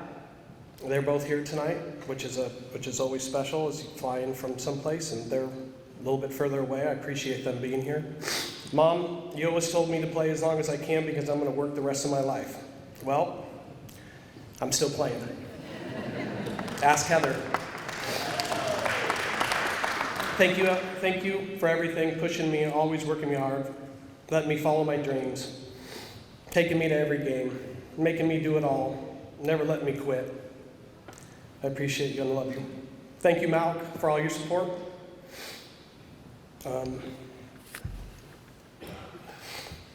This just gets harder. It's harder as you thank people. My family, Keaton and Ella, I love you both.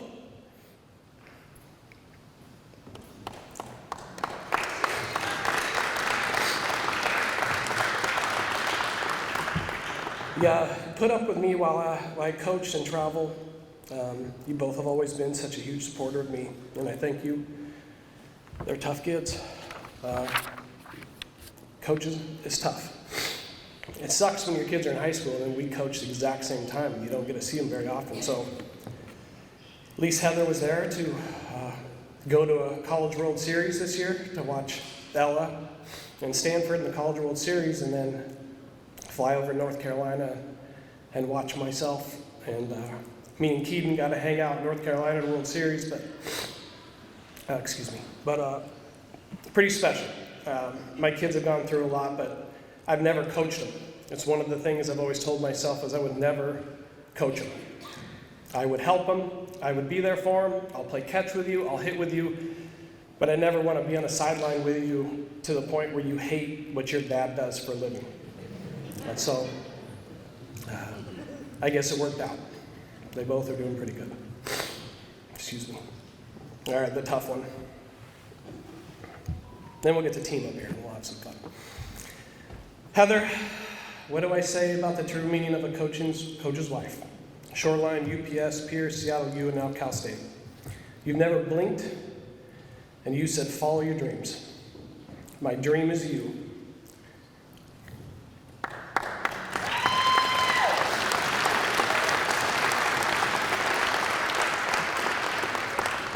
What we've done over the last 23 years of our life, what we've created, it all came true. You are the blessing and the love of my life. What a ride. As our sign says in our house, we interrupt this marriage because it's baseball season. I don't know how long ago you got that sign, but it is in there and it's up right now because it is spring. Well, it's also softball season, travel to game season, travel across the country season. You name it, it's been interrupted. As a coach, it's hard.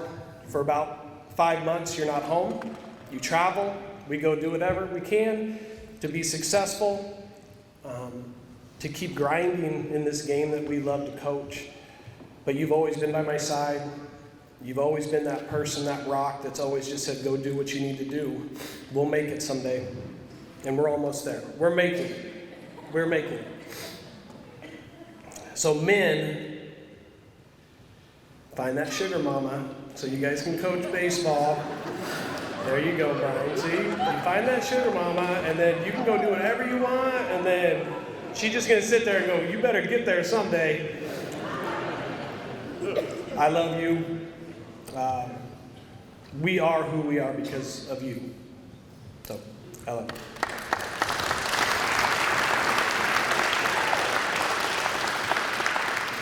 I want to thank that team that's sitting in here tonight.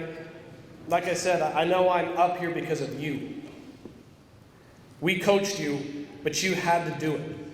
You had to do it. You guys had to have that success on that baseball field. You guys are the ones that had to grind out those really hard wins. You guys had to be there when I get kicked out of games. Those stories are coming later too. But this group of guys that are here tonight, and this group of guys that are sitting here watching this team get inducted tonight, understand that this is about you. It's your work. It's your legacy. It's what you've done to prepare every day for the moment that you get an opportunity to play in a championship, and then you take it, you own it, and you do it. But it's you, men, that gives me the opportunity to stand up here. If we don't win that championship, I'm not standing up here. If we don't put the effort in for those 2 years to do what we did on that field, man, none of us are sitting here in this room tonight really enjoying something special. I wouldn't have missed this for the world. We had a scrimmage today, and I told my boys, and it's what's been awesome with my men that are in California, that I could say, I'm leaving, and they're okay with it. Because they know how important this is for us, for any of us, just an opportunity to get put into a Hall of Fame. Thank you all again. What an honor this is. And I guess you're going to see me again in just a little bit. But thank you. Thank you.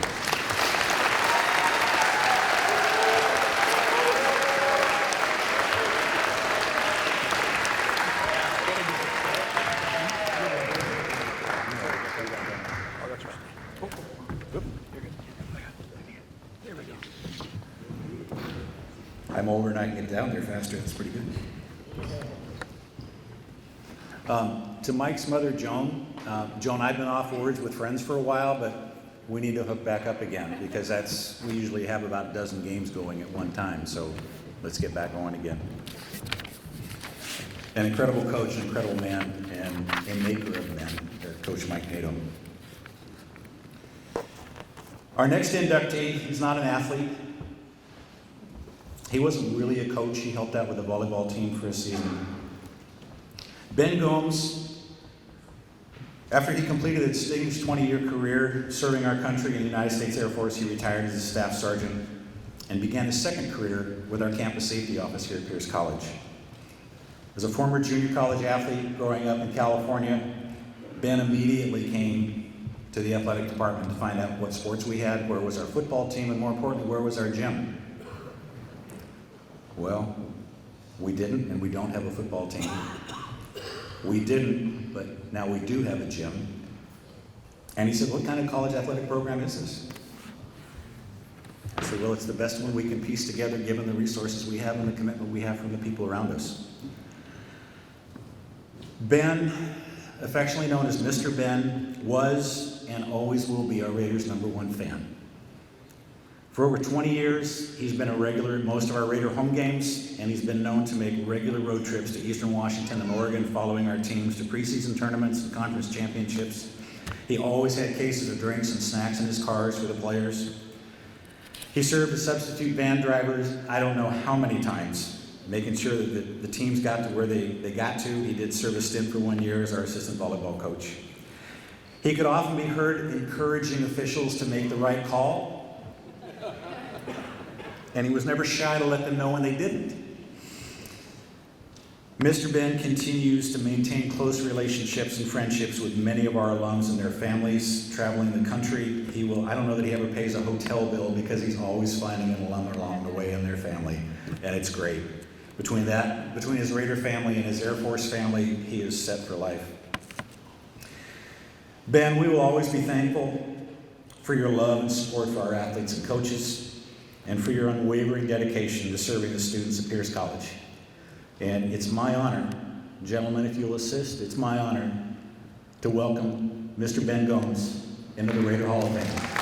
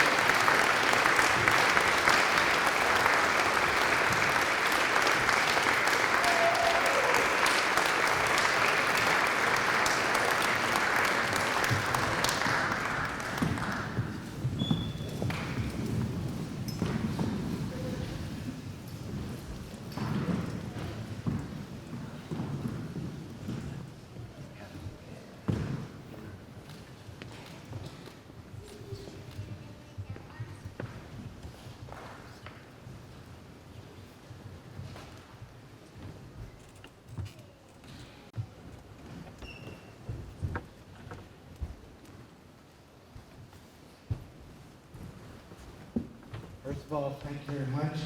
How you follow and act like that, Coach. I love you. I love all my athletes, especially the ones I coached and hold a hand for. I promised Duncan that I would write some memos on the van drives, but then again, the van drives fall under the Las Vegas rules. What happens in the van stays in the van, so confidentiality. So I had some great times. I wish I could talk about them, but those are memories that I cherish forever. Especially coming over those passes in the snow. And since everybody's telling stories, I might as well tell one. It's coming over the pass in White's Pass, hence the name White's Pass.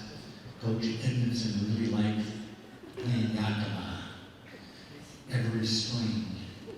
And of course that meant snow. So the games were over and he found out from one of the parents in a phone call that the pass was closed for 2 hours.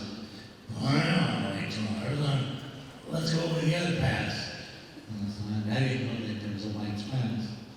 I did that night. And so all three went and I said, there's a reason why they call it White's Pass, right, Coach? And I know they don't plow, because they only plow Snoqualmie. Up we go, and then the snow started. He said, just follow me. Where are you? All I saw were tracks. I had to follow the tracks. And those started to disappear. And the first time in all the van rides, the ladies started complaining. We're gonna die. We're gonna fall over the cliff. This is just be quiet. And at the time when we first started, when I turned my head backwards, don't talk to me. I'm doing combat driving. Well, they just kept on. I don't know why. But it was pretty, but we weren't near the edge. We were up against the wall. And I kept looking at Coach's tracks and I said, why is it going so fast? Why does the snow keep falling? So I was going to stop at the top of the pass and say, oh, we'll stay here, I'll pay you guys. We'll stay in your lobby here at the little place down there. Well, that was back then. You couldn't even get into that. So I just said, okay. We kept going on. And then all of a sudden someone said, we're going to die. And I said, please stop. We're going to die. And then a little voice in the back, don't worry. Mr. Ben can drive, he's a good driver. And she turned around and said, what does he know about driving in the snow? He's from Hawaii. And so of course I told him to shut up and put to sleep like they normally do. But we did have a lot of fun driving all the games. And Duncan was right. When I came here first on leave and passed by Pierce College, I'm like, oh good, you're junior college. I was just appalled by, where's your gym? No gym? What kind of a junior college doesn't have a gym? And some of that day was just the beginning of my time with the athletes and everything. And coming from California, I went to Altamira Junior College, played football, played beach volleyball, and we're spoiled. We got anything we wanted. But I remember watching the first baseball game, and the gentlemen were changing pants and exchanging their pants for the second game, because they didn't have enough. I said, oh no. And me and campus safety, I said, we're going to fix that problem, just for the health wise, if nothing else. Why don't they have uniforms? But from that day forward, I enjoyed every minute of it. I watched the building of this place here, and watched a lot of kids come through. I know you have kids anymore. It was a wonderful time. It was an absolute pleasure driving and working for Pierce College and meeting all of you, all the coaches, great people. Yeah, I did spend some time down there with Heather and the kids and Coach Mike and the two buddies down there, Squints and Wendy, who were friends. I tried to convince them to bring them, but they didn't. So, oh well. But that's a great family. The kids are grown. Oh my gosh. So hopefully this year we'll get things back on, get my second wheel, and I'll be walking again. But I haven't decided if I want to drive yet, because I'll be driving with my hands. But everything is really, really weird. I still want to kick people and kick the cat out the door. So, but yes, I can go on and on and on with stories, and I know you had a long night, but I had no idea Duncan was going to do this. So you don't get any memoirs and you don't get any secrets. It'll remain right here in my heart, and I do appreciate it a lot. Love everyone very much. Thank you.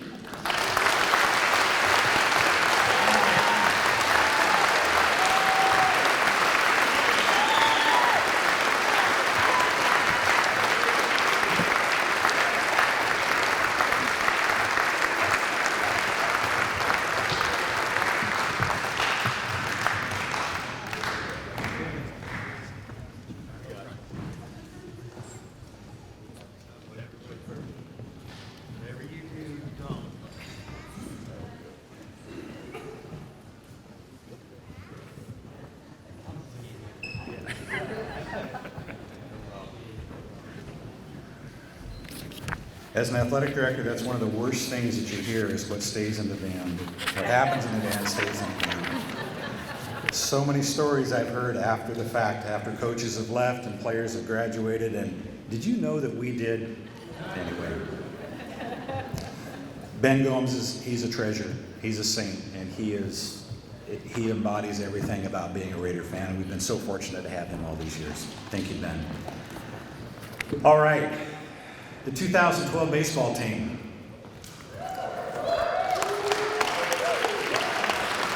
The first Raider baseball team to win an NWAC championship.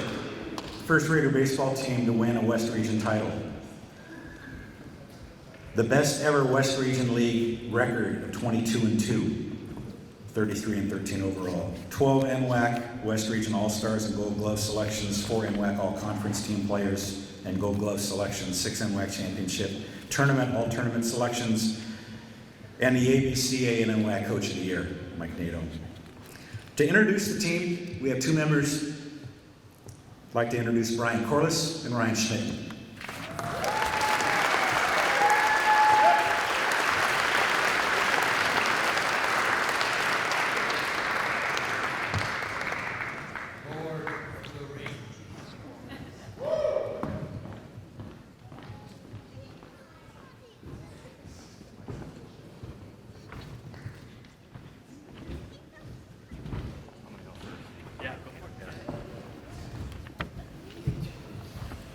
Hey everybody, Brian Schmitten. I'm gonna go first so Brian can clean up my mess. Typically better at pitching in front of a lot of fans versus talking in front of a lot of people. You know, out of high school, I had pretty big aspirations to go and do big things, and I never really thought junior college was up my avenue. However, I wasn't the best of students, so junior college it was. You know, being recruited out of high school, was talking to schools, you know, Edmonds, Tacoma Community College, Lower Columbia, and you know, they all seem pretty lackluster in their recruiting environment. Yeah, just none of the schools were really grabbing my attention until I had a conversation with Mike. Pierce, you know, just seemed different. They had a vision of what they wanted to do. Mike, Kevin, BA, Billy, you know, they just had their vision set on winning and, you know, building something that hadn't been done before. You know, they really set the table with that coaching staff, having those guys. It was pretty fun to watch them out at practice or whatnot, and you know, they take batting practice together, see how competitive they are for Coaches BP. You know, just the camaraderie and the competitive nature out of the coaches. You know, you could feel that it was the right place to be for that year. With that being said, the team, I mean, best team I've played on by far. I've played on some pretty good teams in my life, and it was one of the most fun times I'd ever had playing. And then the talent behind me when I was pitching. Dez and Corliss up the middle. I'm pretty sure that those guys were the best middle infield that I've ever played with. Guys like Jake Phillips. Wow. I don't know if you guys have ever talked to that guy, but he is something else. You know, on the baseball field, off the baseball field, great guy. We had outfielders like DJG. Man, that guy could swing the bat. I mean, every time DJ was up to the plate, you'd think this guy's gonna hit a double, wheeling around first base. Isaac Kim. I'm pretty sure Isaac Kim defined or made the no-fly zone before Julio made it popular. That guy could track down just about anything in the outfield. Then DeAndre, wow, watching that guy throw the ball in from right field, oh my gosh. I think we would just hit him purposely more reps into right field during any outie just to watch that guy throw into second base or home plate. Guy like Michael Sherwin behind the plate, man, the guy was a tank. I know he battled injuries and he was always back there making sure no pass balls. One of the greatest receiving blocking catchers I've ever played with. Can't leave out Josh Potter. I mean, dude's swing was just butter. I was pretty jealous of his changeup that he had. Just a Bugs Bunny changeup, one of the best I had seen. Really inspired me moving forward to develop my pitches. You know, then we had our pitching staff. Wow. I'll never forget some of the moments we had out in the bullpen. You know, being the leadoff guy to go out there and throw the first game of the weekend and then go out and hang out in the bullpen. Man, we would do anything from seed races in the puddles, see whose seeds would be the fastest down the puddle, acapellas. I mean, just the memories are endless with those guys. Never forget, you know, guys like Elliot Morris, crazy legs, watching that guy take PFPs, wow. I hope you got your feet under you now, buddy. Austin Weber. I'll never forget, I think it was my first week on the team, and this guy approaches me and he goes, hey, I scored your first runs off of you last year in high school, and this guy's a dwarf PO on the team, and he's the one to come up and talk smack to me right away. Man, yeah, I mean, even our bench players, guys that were, you know, secondaries or coming in relief and whatnot, everybody was out for the next guy's job. I mean, it was just cutthroat. We were all super competitive, all wanting to push each other to the next level. It was just endless talent, regardless where you looked. And then our diversity players, what I like to call them, Potter, Corliss, Phillips. I mean, those guys did it all. Swung the bat, played it flawless infield, and then they get up there on the bump and they throw, you know, gas and good off-speed pitches. I'm still yet to see anything like that with a multi-talented player like that. I think for me, Potter mentioned it earlier, where it really showed up for us was Green River. Man, I mean, down 3 runs, 2 outs in the 9th inning, and we come back and win. It's, you know, a great feeling to have, to see your team do that and then sweep out going into the playoffs, sweeping TCC, one of our main competition. You know, it just felt like every game we played in that we were going to win. The 1-0 wins, the 2-run wins, every time we were on the field in conference play, it just felt like that we were going to go out there and take it from the other team. And then playoffs hit. Probably the toughest time in my baseball career was that NWAC run. Personally, first game, I run out there, we get a rain delay, I go back out after the rain delay, I blow my elbow out. Out for the rest of the year, ended up sitting out 16 months with Tommy John, but it really taught me a lesson to rely on those around me. I have a really hard time trusting other people with things, and being on the bench and watching these guys take charge and watching this team just charge forward and go out and compete with all their hearts to really go ultimately win the championship game. That was really awesome to see, and I had nothing to do with it really in that championship series. So, I mean, watching that, definitely the most nervous I had been in my whole life to watch a sports team play, and I was nothing more than grateful to be able to be a part of it. With that being said, I just really want to thank the coaches, the administration, and just really the team and the gentlemen themselves on the team. I mean, we showed up every day, practiced like warriors, played like warriors, and, you know, some of the best memories of my life is with the team. So, thank you.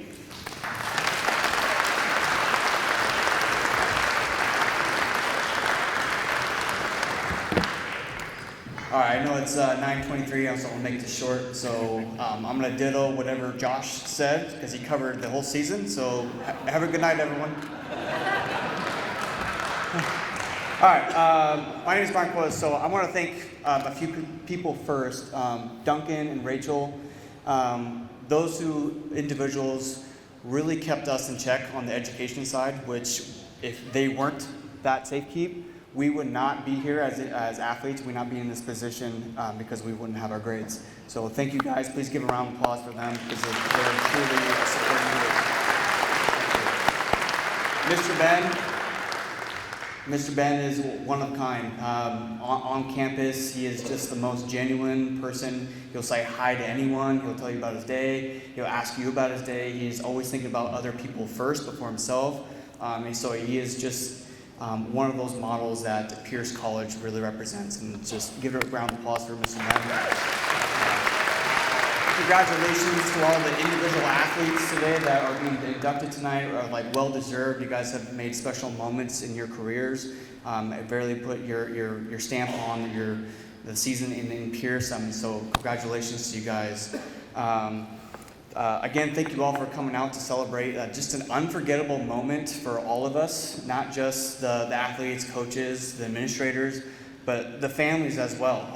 You know, tonight's a special night for me because I get to share this moment with my sleepy kids back there, 2 of them, Henry and Charlie. And, you know, I hope that they see this and appreciate, at some point in their lives, probably not gonna remember right now, but appreciate that, you know, their dad did something special and impacted a community and with your support. So I just hope that they enjoy it.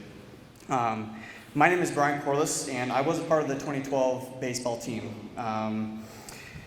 When NATO asked Ryan and I to speak on behalf of the team, I immediately thought, absolutely, and what an honor. And so what I want to do is share a moment with you that I thought was very impactful. But it was difficult trying to pinpoint a specific memory throughout the whole season because there were so many memorable moments throughout the whole season that made it great. But I want to share with you an exercise that NATO and the coaches that they made us do, which was called Tell the Truth Tuesday. And so Tell the Truth Tuesday happened on every Tuesday after a weekend of doubleheaders.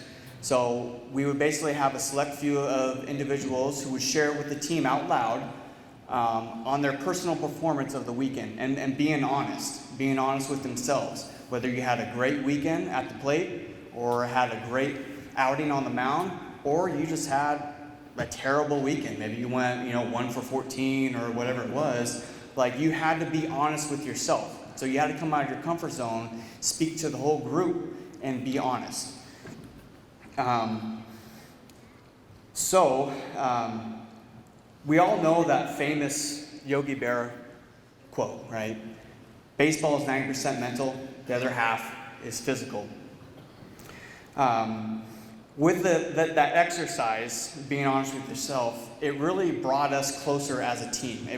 We bonded so closely together that it was something unique that I didn't appreciate it at the time because I didn't really understand what was happening. I thought it was just a bunch of guys just telling a story about the weekend that they had, but it really brought us together because you were able to understand what people were at mentally during that weekend, during that time, and then also you were able to share your vulnerability.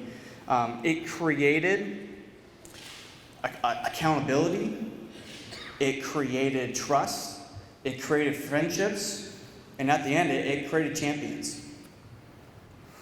So I just want to thank NATO, BA, Davis, Boyer, who's not here because he's doing Major League Baseball stuff for the Tigers, for making us do those small exercises that made us better mentally. Because we can all do the physical stuff really well, but it's the mental game that can really put us above our opponents. So thank you guys for making us do that. And I thought that moment, that exercise, was that pivotal moment that separated us from our competition.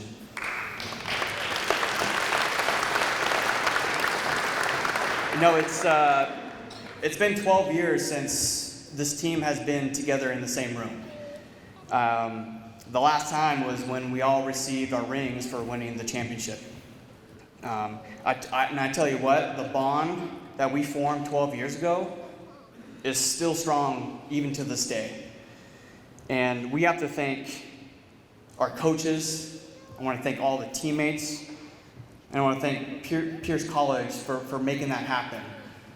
Because without the support, the love from our families, from the administrators, the community, and our success, the field that is happening, that's being built there, it wouldn't have happened.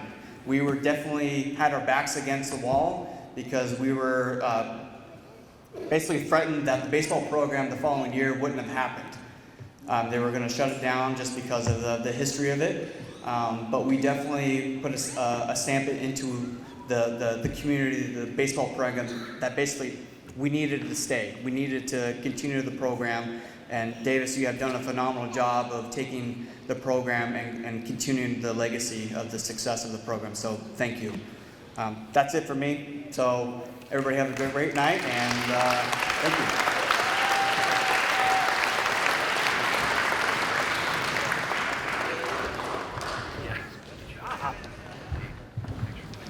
All right, here I am again, and I know it's late. Duncan, that's on. Oh, it was my fault. I showed up late. That's what he said. It's because I rolled in late. Really quick, I'm going to do a quick story, and then we're going to introduce all the guys real quick, and then we will call this thing a night. Nope, Duncan said no. We still got lots to do because he talks about a baseball field. I spoke earlier, and we talked a lot about this team and what's been going on, and so I'm not going to reiterate that and talk about it again, but Duncan, we've been waiting 12 years, and it was the best. I'll wait 12 more if we had to, because we knew this night was going to happen, and we appreciate it. We knew it. We've been waiting for it, man. And some of you guys forgot your rings. Mine's in my safe, too. I was on the airplane with Heather, and I go, God, I forgot my ring. The one thing that we begged Duncan to do for us is to get a ring, and BA's didn't fit on my pinky earlier when I was wearing that one. So, just a couple things. it's great to hear these stories with the men talk about what we did. And that story of Springer, you guys had to listen to it. Every van had a CD. They had to listen to it. What you guys started about a half hour before we showed up to the field. They had to put it in, they had to push play. The Tell the Truth Tuesday, I think I read Pete Carroll's book, and then that's where that came from. It's so funny because Josh brought it up earlier. We started the season 6-10, and I was so pissed. I don't understand how this team was this good. We were 6-10. We lost a series at Bellevue at home, or we were playing a little tourney.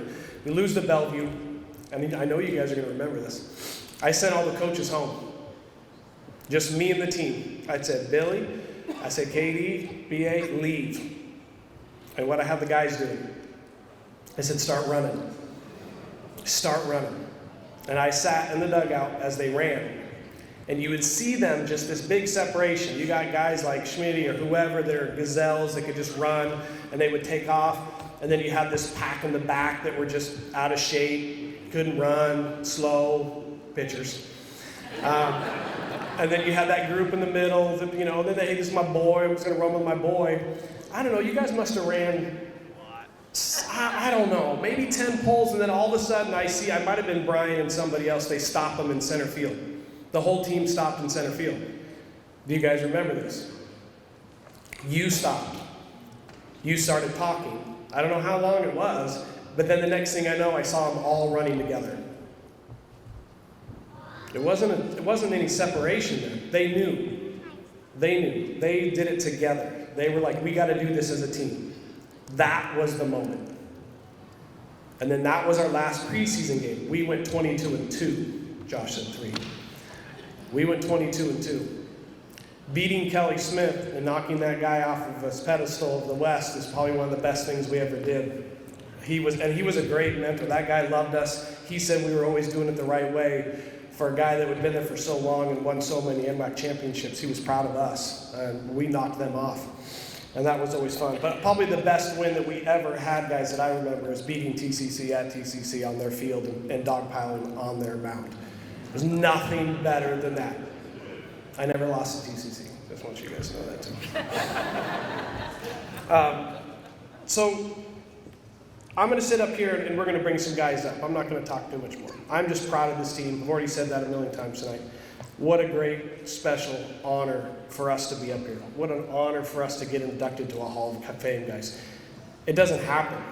I've been fortunate to happen a few more times in my past with high school, as a college player, but I think as a coach it's really special. It really means that you made an impact on somebody. But like I told you guys earlier, it's not about me, it's about this team. So as I'm going to do this via a roster, and we're going to start introducing and bringing all the gentlemen up here. And Duncan, or if we could use these guys, and we'll hand out the plaques to the guys. So I'm going to do this, and some of these guys are not here tonight, but that's okay. I really wish they all could have made it. First gentleman, Josh Potter. Come on up. Josh Howard is not here. DJG.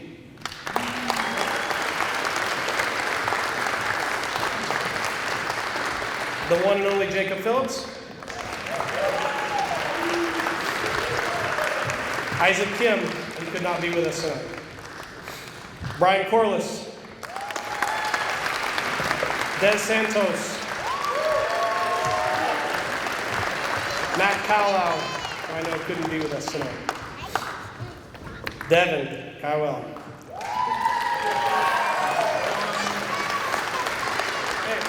Kyle Pegram. Not here tonight. DeAndre Van Slyke, who's not here with us tonight. Mike Sherwin. Trevor Cantaro is not here with us tonight. Miles Nagel, not here with us tonight. Brian Alexander. The other rock backstop catcher. Mr. Padron, who couldn't be with us tonight. Have we got the video of that last out? Because Padron's yelling at us from the bullpen, let me in, because Josh couldn't get the last out. Padron screaming at us from the bullpen, put me in, and me and Katie and BA are looking at, BA's in the bullpen, me and Katie go, we gotta go to Padron, we gotta do it. 2 ground balls, 2 double plays, we won a championship. The sniper, Thomas Foster, that was a bullpen story. So glad he could be here tonight. Brian Schmitten. Elliot Morris. Mickey Lyons, I know couldn't be here with us tonight. TJ Horsfall. Tyson Erickson. Nick Wilkins, not be here with us tonight. Cody Hughes could not be with us tonight. Levi Gooden.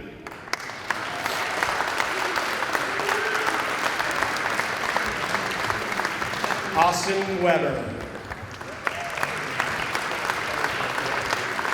Is there anybody on there that's not, that I didn't call? We got everybody? Did I get everybody? Somebody, I'm sorry. Brian Olson, get your butt up here. I apologize.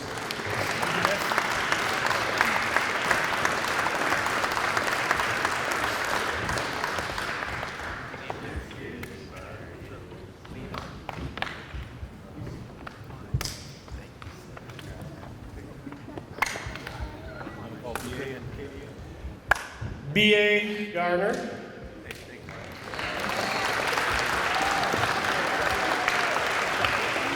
Kevin Davis.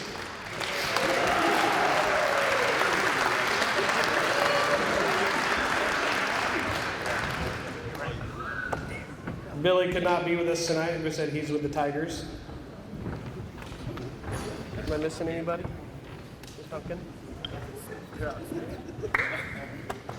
And that's it.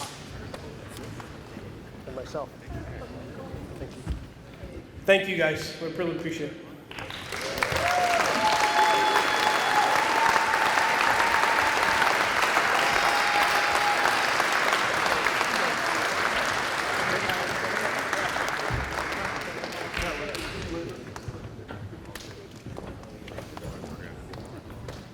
While they're up here, I do want to tell 2 quick stories, and really quick stories related to this team.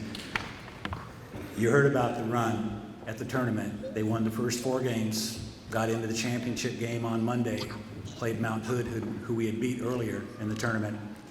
Lost 4-2, which created the if game. This crew powered out to a huge lead. We got into the top of the 9th inning. We were leading 10-2. And as an athletic director who'd been waiting almost 25 years for a successful baseball program, I cannot tell you the excitement that I had. And then as the inning went on, Mount Hood scored 6 runs with no outs and had the bases loaded. And Padron, who I think had 4 appearances in the entire season, said, "Put me in, coach, put me in." And sure enough, Efren got a ground out, force out, and then the double play that won it all, and it was amazing. My second story, that same day, about half an hour later, maybe 20 minutes later, I'd like to thank Jacob Phillips for my one and only Gatorade soaking.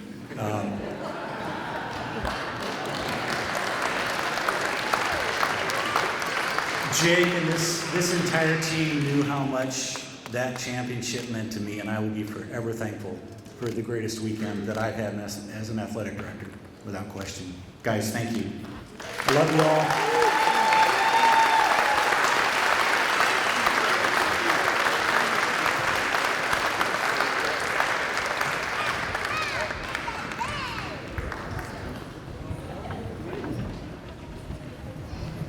So you've heard about the field. For those of you that follow me or the Raider Athletics Facebook page, we have a field being built down the hill at Fort Steilacoom Park. And I will tell you that this team is the impetus that has resulted in this field.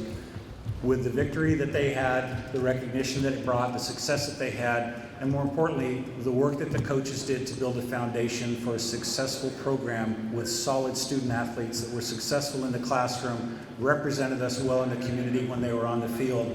I was able to start the conversation with our administration, with Dr. Johnson, with President Yoakum, who was here at the time, to get that conversation started. It's been 12 years. And it's taken a while, but our field, Jim, go ahead and roll the tape here.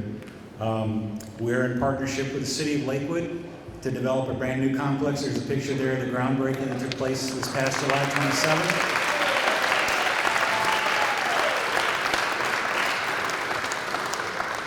The architect's rendition of what home plate area will look like, with bleachers for 250, and thank goodness for me and my game crew, a press box. The tent's gonna go away.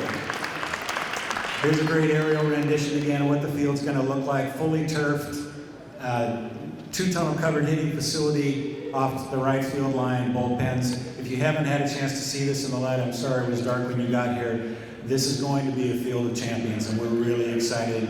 And all the work that Mike did, I know he wishes he was here, but Coach Davis is going to see the benefit of it. This will be our new home plate, and we're excited about this because finally, since 1975, since we've had Raider baseball here, we will have a home. As it says right there on the scoreboard, home of the Raiders.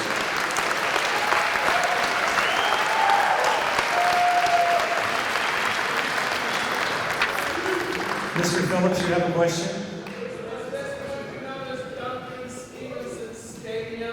No. We'll talk about that some other day. I appreciate that, TJ.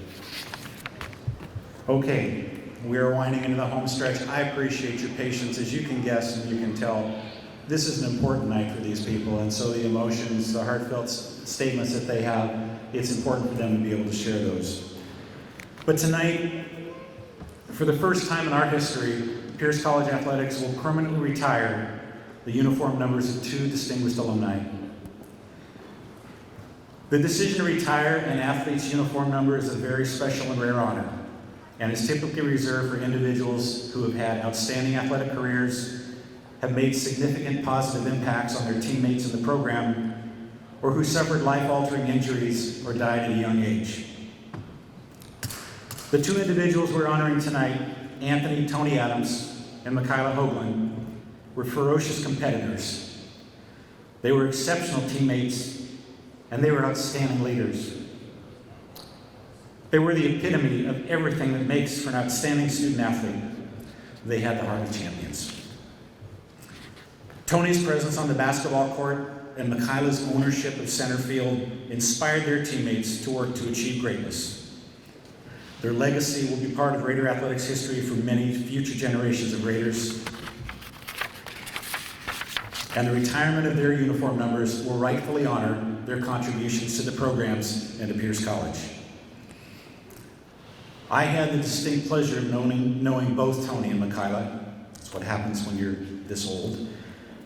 Tony, in my very first few years here at Pierce in the late 80s and 90s, and Michaela just recently when she played for the softball team in 2017 and 18. They had a tremendous impact on my life, and their tragic deaths, both at much too young an age, was a loss to their families, to their friends, and to the world around them, all that they touched. We're fortunate to have their families with us here tonight to help us retire their uniform numbers. And I'd like to start by bringing up Tony's sons, Anthony Adams Jr. and Elon Langston, to come to the stage and share a few words about their father.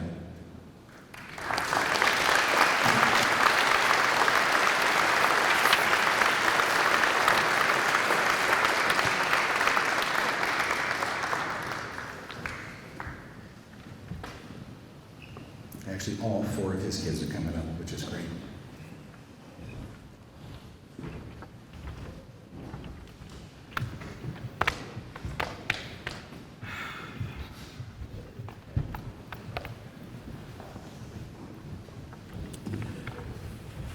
Good evening, everybody. My name is Anthony Jr. Some of you may have known my father, Tony. Tonight, I'm going to keep this speech short to the point. I want to talk about two things real quick, family and legacy. Family, because our father came from Connecticut via military. When he came here to Pierce, he was away from his mom, his dad, as well as his siblings. And essentially, the Raiders became his family away from family. His coach Daryl and Duncan, you guys became his father and uncle figures. I'll let you two figure out who is who. But most importantly, I've never cared for that saying, blood makes you family. Family are the ones that you depend on. They depend on you. They challenge you. They encourage you. They help you grow. This is a special night for me because this is the first time that all four of us have been together in the same room. And if it's anything that could bring us together, I'm glad it's something that has to do with our father.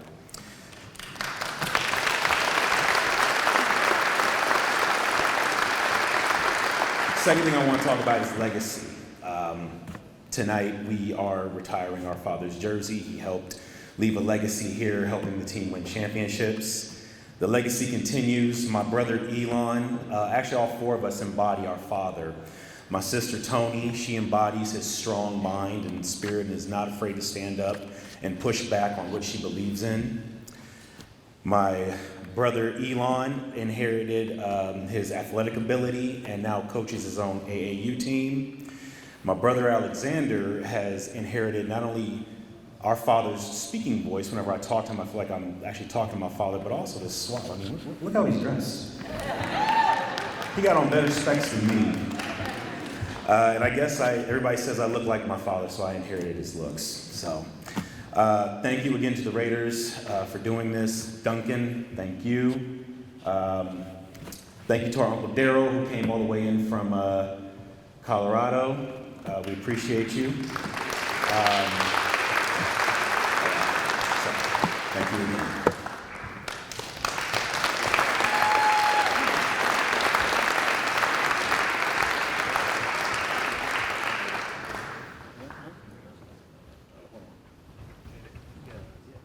Uncle Joe, do you want to say something? Hold on.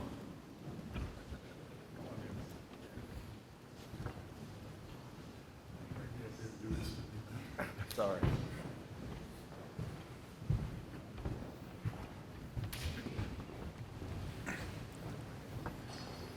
Good evening, everybody. My name is Daryl Lewis, Sr. And this is my niece, these are my nephews, by the way, that guy right there. Okay, first of all, I'm a 1988 graduate of the University of Alaska, Fairbanks. I'm proud alumni, 1990.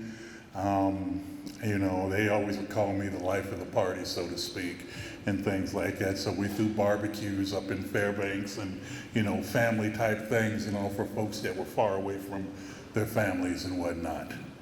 So I'm throwing a nice get together, and there's this guy that's just making all this noise. And this loud dude and all, they said, hey man, that's Tony Adams right there. He plays it with you. I said, yeah, well, he's making too much noise and all, man, you know? So it just went from there. We bonded almost immediately.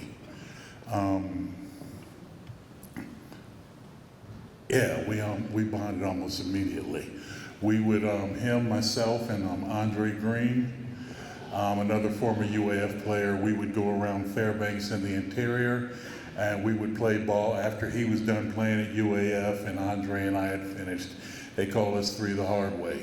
And I'm gonna tell you, anybody that balls up in here, y'all didn't stand a chance back in the day and all this, man. We took care of business, and folks were, we set people on notice and all, man, and embarrassed people. If we came in and said, hey man, you got next? You got next, man, I already got my team. Oh, so we got to wait. Okay, all righty. Well, we'll play the next game after that, and then we'll stay on all day. Three the hard way. Thanks for making us wait and all this. Go sit down. next up. That's just how we used to do things. Okay, I'm gonna tell you how close Tony was one of my groomsmen when I got married in 1993.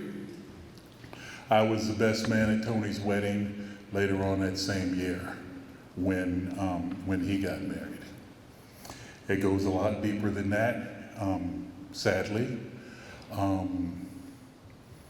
I made a decision on October 29th, 1993, October 30th, 1993, that is still the toughest decision I've ever had to make in my life, with the blessings of his then wife and stuff. After he had his, we were sure that he would not survive what had been done to him. It was me that signed the paperwork to have him removed from life support. And I was one of the last ones to see him take his final breath. They say that death comes in 2s and 3s. I'm a firm believer of that, because 3 weeks after Tony passed, my mother passed. So every year, around the month of October and whatnot, every day I keep this dude, and he's always watching over me, you know, man. Every time I'm having a problem or something like that, you know, man, and I think about basketball and the way we used to run things and stuff like that, you know, man. And I always say, man, hold the court down for us. We'll see you later on, you know, man. Like I said, they're not mine by blood. All 4 of them belong to me, and, you know. And I look to the heavens above, you know, and I talk to him still 30 years later. I need you all to understand, this dude talked about this place a lot. He loved this place. He is terribly missed 30 years later up in Fairbanks, Alaska. Terribly missed. People remember him. I will never let anybody forget him. That's all I got to say and all, man. My brother. I'm honored to be here. Thank you very much.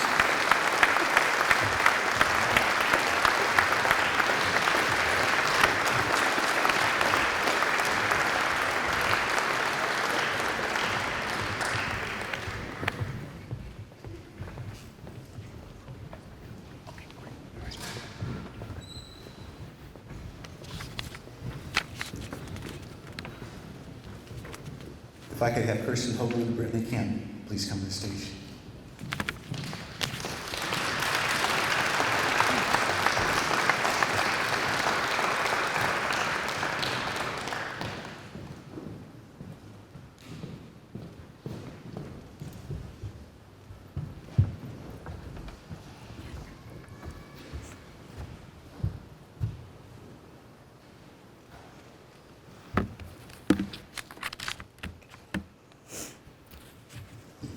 Hello, everyone.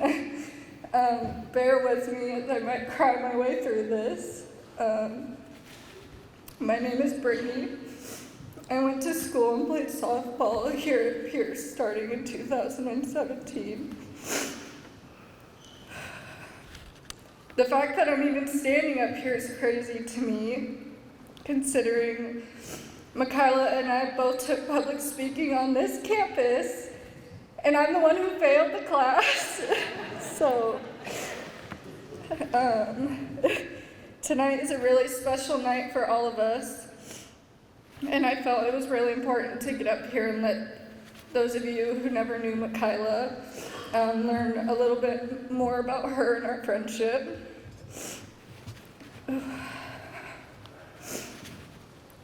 I met Michaela when I was 7 or 8 years old.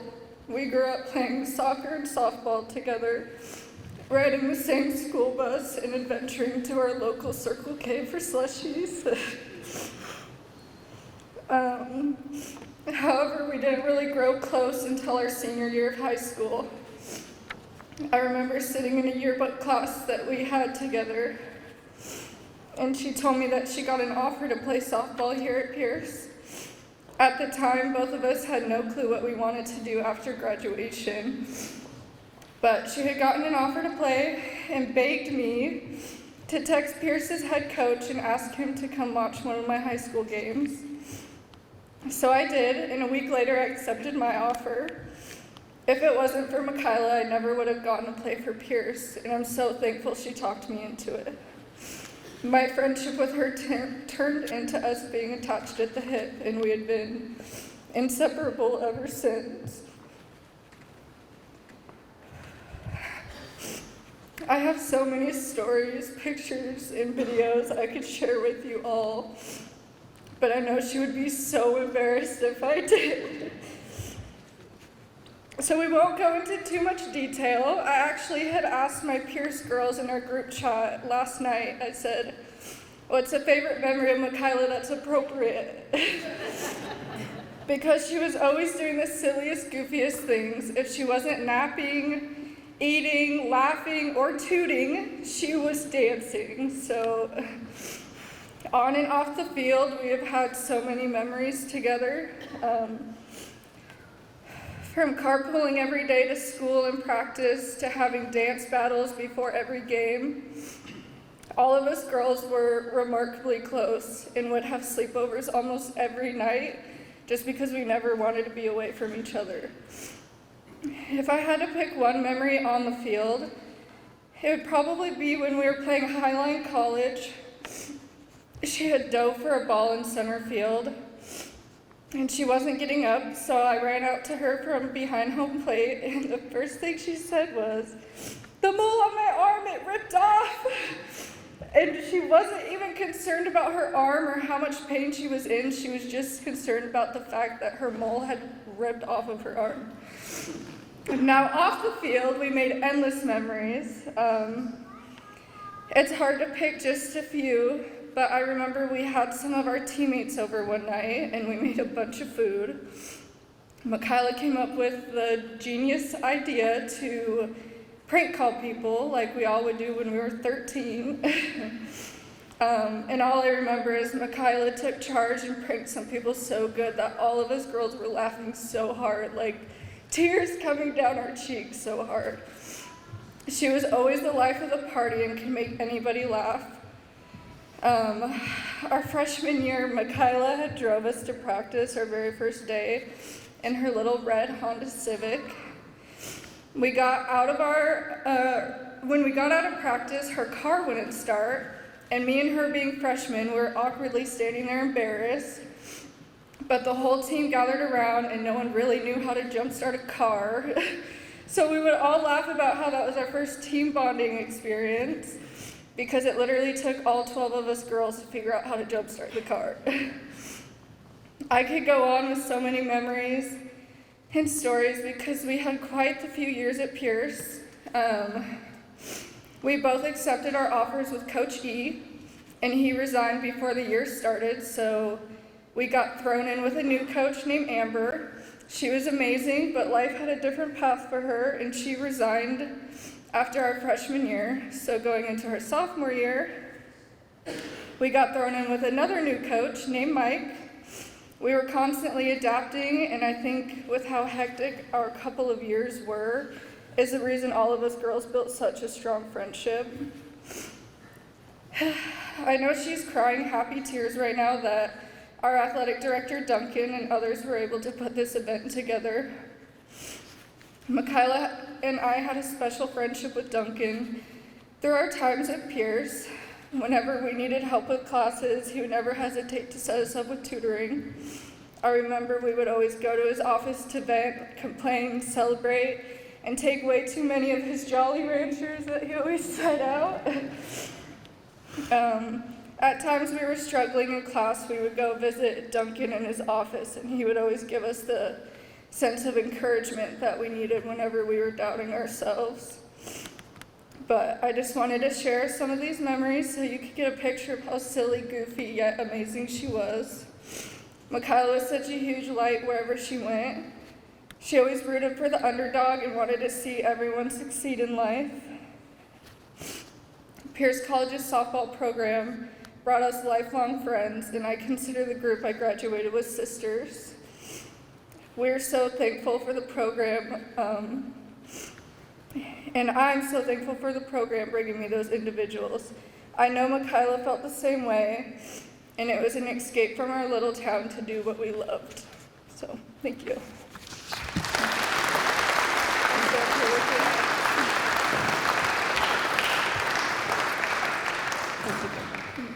I'm just really impressed at how small her text is versus how big mine is. Oh my goodness. Big gloves to fill. I'm going to stick to the script too because 4 generations of family and support here. Her great-grandpa gets to be here. Yeah, give it for Al. It's a late night. Just lots of the friends and family, the tribe that we've built over the years from, there's everyone from parents, grandparents, friends, boyfriends, sisters. So thank you guys for being here and staying here. And just congratulations to everyone else here who received these amazing awards. I kind of feel like I was in like a little bubble and didn't realize how amazing. I mean, I felt Duncan makes everyone feel so important that I thought we were the only important ones, but obviously you've got a gift, and it's a testament just to everyone here. So I'm Kirsten, I'm Michaela's mom, and I've had the privilege of witnessing not only the amazing event honoring all of you, but just to be here to retire her jersey. I'd like to share a little about her in case you didn't have the pleasure of knowing her. We'll start at coach pitch, so I'm not going to take that long because that was a long time ago, but she's been on the field for quite a while. Some of her coaches, even Father Bob, Brittany's dad, is here. And Brittany's dad was not only her soccer coach, softball coach, also like the dad that would take the kids an hour early because he was the coach. And if you moms are out there, you understand like the hour of sleep or Starbucks that you could get in that moment was so important. So more coffee. It was just the beginning, and I can't think of a better way to spend our time and all of our money than a mini-cation every weekend with my mini. Her dad and I worked hard to put her out there, from the Little League scene to the college level. Him more than me, financially, obviously. Sometimes that's how it goes, though. And tonight is no different than that. Unfortunately, he's up in the air, flying home from Dubai, coaching, that's what he did. But he was her biggest fan. He would be like a mess, but baffled at this. They were 2 peas in a pod, both athletes. They worked really hard, not, I wouldn't say athletically gifted, but like the gift of all of the other things, the swagger. And yeah, we've just waited a long time to witness this moment. Sorry. He does fly easy knowing that this village will handle it, because this is what we always have done forever and ever.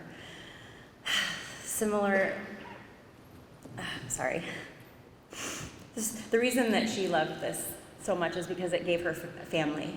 She's an only child. She didn't have, sisters and brothers per se, but she had a lot of family on the field. She had all the siblings, and she had all of the parents always looking out for her, and she was also a mother too. She was always looking out for everyone else. She loved the game, not always the work. She liked to work hard a little bit. She loved to play hard. She didn't love to study hard. She loved banter.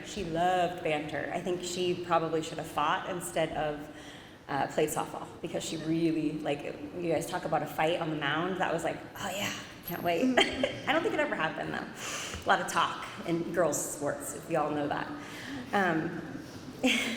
So fast forward to club ball. She's never had a bad team. She's always been competitive, fierce, and she's made a statement no matter what color she wore.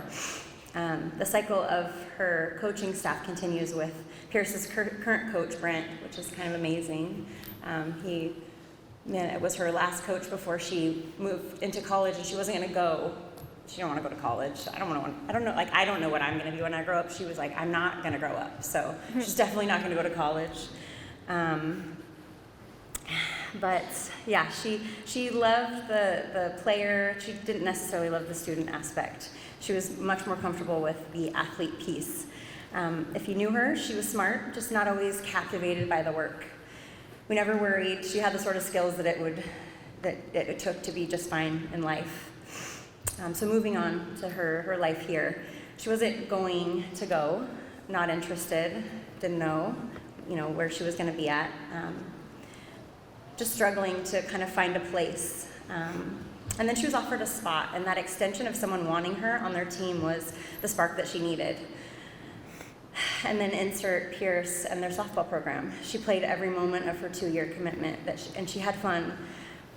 The school part, not so much. At this time, the social aspect was pretty important. But with the help of Duncan and all of the tutoring, a lot of tutoring, I think, it was a fun run. And then it ended. She finished up her 2 years in center field and thought that she was done, and yet again not. She went on to coach a 12U team with another favorite catcher friend of hers. And I thought being the mom of the player was the joy in life, but being the mom of the coach was what I imagined being a grandma is probably like. These girls looked up to her with so much love and adoration. It was another favorite time in our lives. You really start seeing your children when they shine and step into their lives. So we're here today to honor her because her life path was abruptly halted. We lost our daughter, our friend, our niece, our granddaughter, and the most fierce center fielder that there ever was on November 9th, 2020. Our world was shattered, and some days it was unclear what this life would be for us without her, our spunky, crazy girl. And then here's where Pierce comes back. Specifically you, Duncan. He was the first call outside of the amazing support of our family and friends and community. I didn't really know this man. I had seen him mostly behind a camera with the girls, making sure that they had what they needed, like probably snacks or something. He was a presence at Bean's most favorite holiday, AKA the Halloween game that they play with the boys. Her and Britt were always a great couple costume. It's still a favorite of our families and friends. But I never really knew him. He was such an awakening for us. His call was such an awakening for us. Here, he was a representative of Pierce College again, still interested, only this time in the well-being of us, my husband and I and my family and the friends, and most importantly, her sisters and teammates on the field. From the moment that she was gone, he was there making sure that we were all okay. He was calming, and I could tell it wasn't his first loss. He would begin first by just checking in, just honest check-ins, stories, many stories, pictures, my most treasured gift from him and these girls. So he shared stories of this girl, Mick, and I got a kick out of her college personality because growing up, her name was Beans. When he was talking about this kid, Mick, I just kept like, I don't get to the point, like, who's this girl? And then I realized, oh, she's created an alter personality who is not Beans, because that's embarrassing when your mom's like, go Beans. So she was Young Mick, that was her Twitter handle. Don't follow it. I think it's still out there. He was here. We had no idea what the relationship would look like or what we would create together, what a legacy that we would help build to leave here in the place of her physical self. This offering to others like her, her memorial scholarship, maybe athlete first and then student next. He helped us turn our pain into purpose, and we are forever grateful to this program, to the humans like Duncan and her coaches and her trainers who took note at what an impact she had, what she would leave behind. And we are so grateful and honored to be here as an extension of her team to lay to rest this jersey and continue the spark and passion that she had for this game. Thank you guys so much.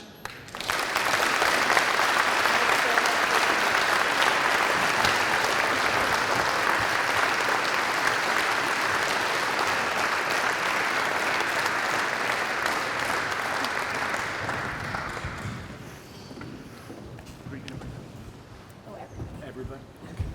Why not? Is this the end? We'll bring everybody in. If I can have the Adams family come up, please. And the Hoagland Bima contingent, as many of you as would like to come up. We're going to unveil the memorial banners for Michaela and Tony. These banners will hang in perpetuity where their images are being cast up on the wall.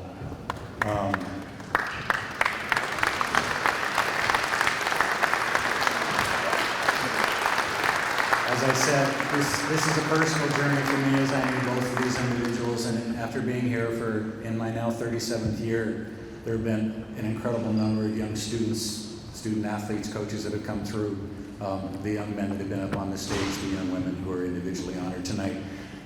You all are very special and important to me. But tonight is ultra special because we get to do this unveiling. So on the count of 3, if you can grab the black drape on both the banners, and we'll unveil them. 1, 2, 3.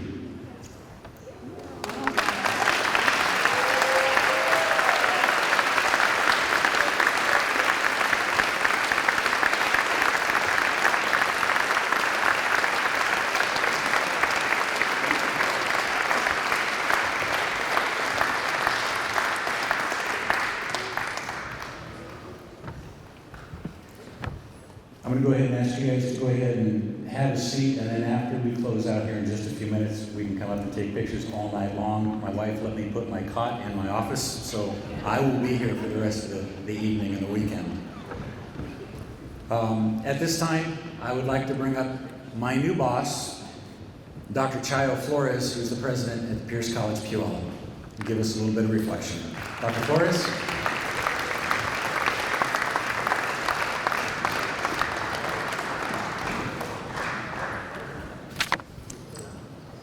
Wow, what an evening. Amazing.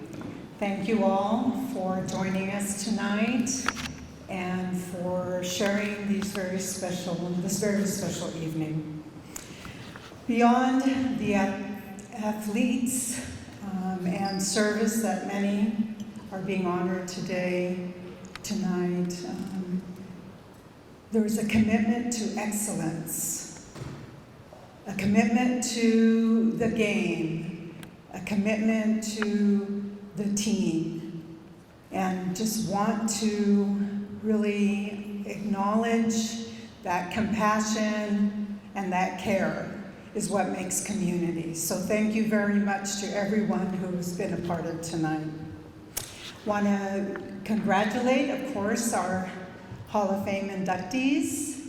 Thank you for sharing your trials, your tribulations, the tears, the joy, for making this evening so special. Thank you very much. Want to also thank everyone behind the scenes who made this possible. Thank you for our wait staff who are so gracefully still waiting for us, it looks like. Thank you. Thank you to everyone else who've been a part of this, again, behind the scenes to make this event. And then, of course, especially to Duncan and team, coaches, and everyone else who have been a part of tonight.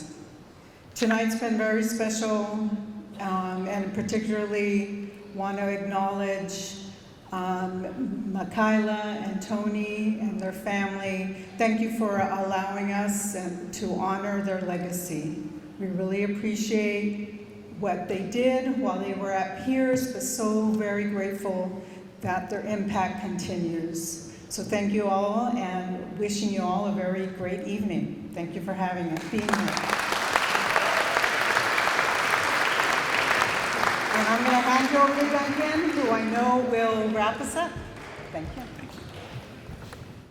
Okay. One last closing piece that I would like to share. As Kirsten said, shortly after Michaela's passing, she and I made a connection. We started having conversations. I knew Mick as the girl that sat in the chair next to my desk, along with Brittany, and stealing all of my Jolly Ranchers. And they were incredible, but After Michaela passed, I got to know who she was. And that was through all the stories and all the pictures and the videos. She was an incredible young woman, and her light was extinguished and taken away from us much too soon because she impacted so many people in so many different ways. And as Brittany said, she believed in the underdog. She supported the underdog. She reached out to help the underdog. And I heard those stories. And so Kirsten and I had some conversations about how we could sustain and recognize her legacy at Pierce College. And with the incredible assistance of Grandma Kim, the family, the tribe came together, and over the next year and a half raised over $40,000 for Memorial Scholarship in Michaela's name.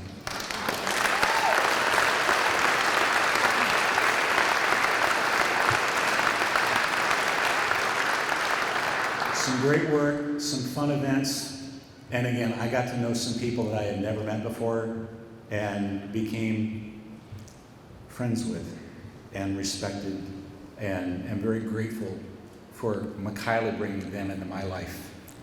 And that's Michaela's legacy. So tonight, I'm honored to be able to announce our first recipient of the Michaela Hoagland Memorial Scholarship, the current member of our softball team, Sydney Berger. Sydney's not with us tonight, unfortunately. Her parents took her out of state to celebrate her birthday, and so she's not with us, but Sydney will receive a $1,000 scholarship this year to help with her tuition. And Michaela's legacy and the work of the family will continue to provide scholarships for the young ladies on our softball team for years to come. And so again, we're very grateful, very thankful, and again, I'm blessed that Michaela became part of our life here at Pierce College in our softball program, and thankful for she becoming part of my life as well. And to all of you, thank you so much.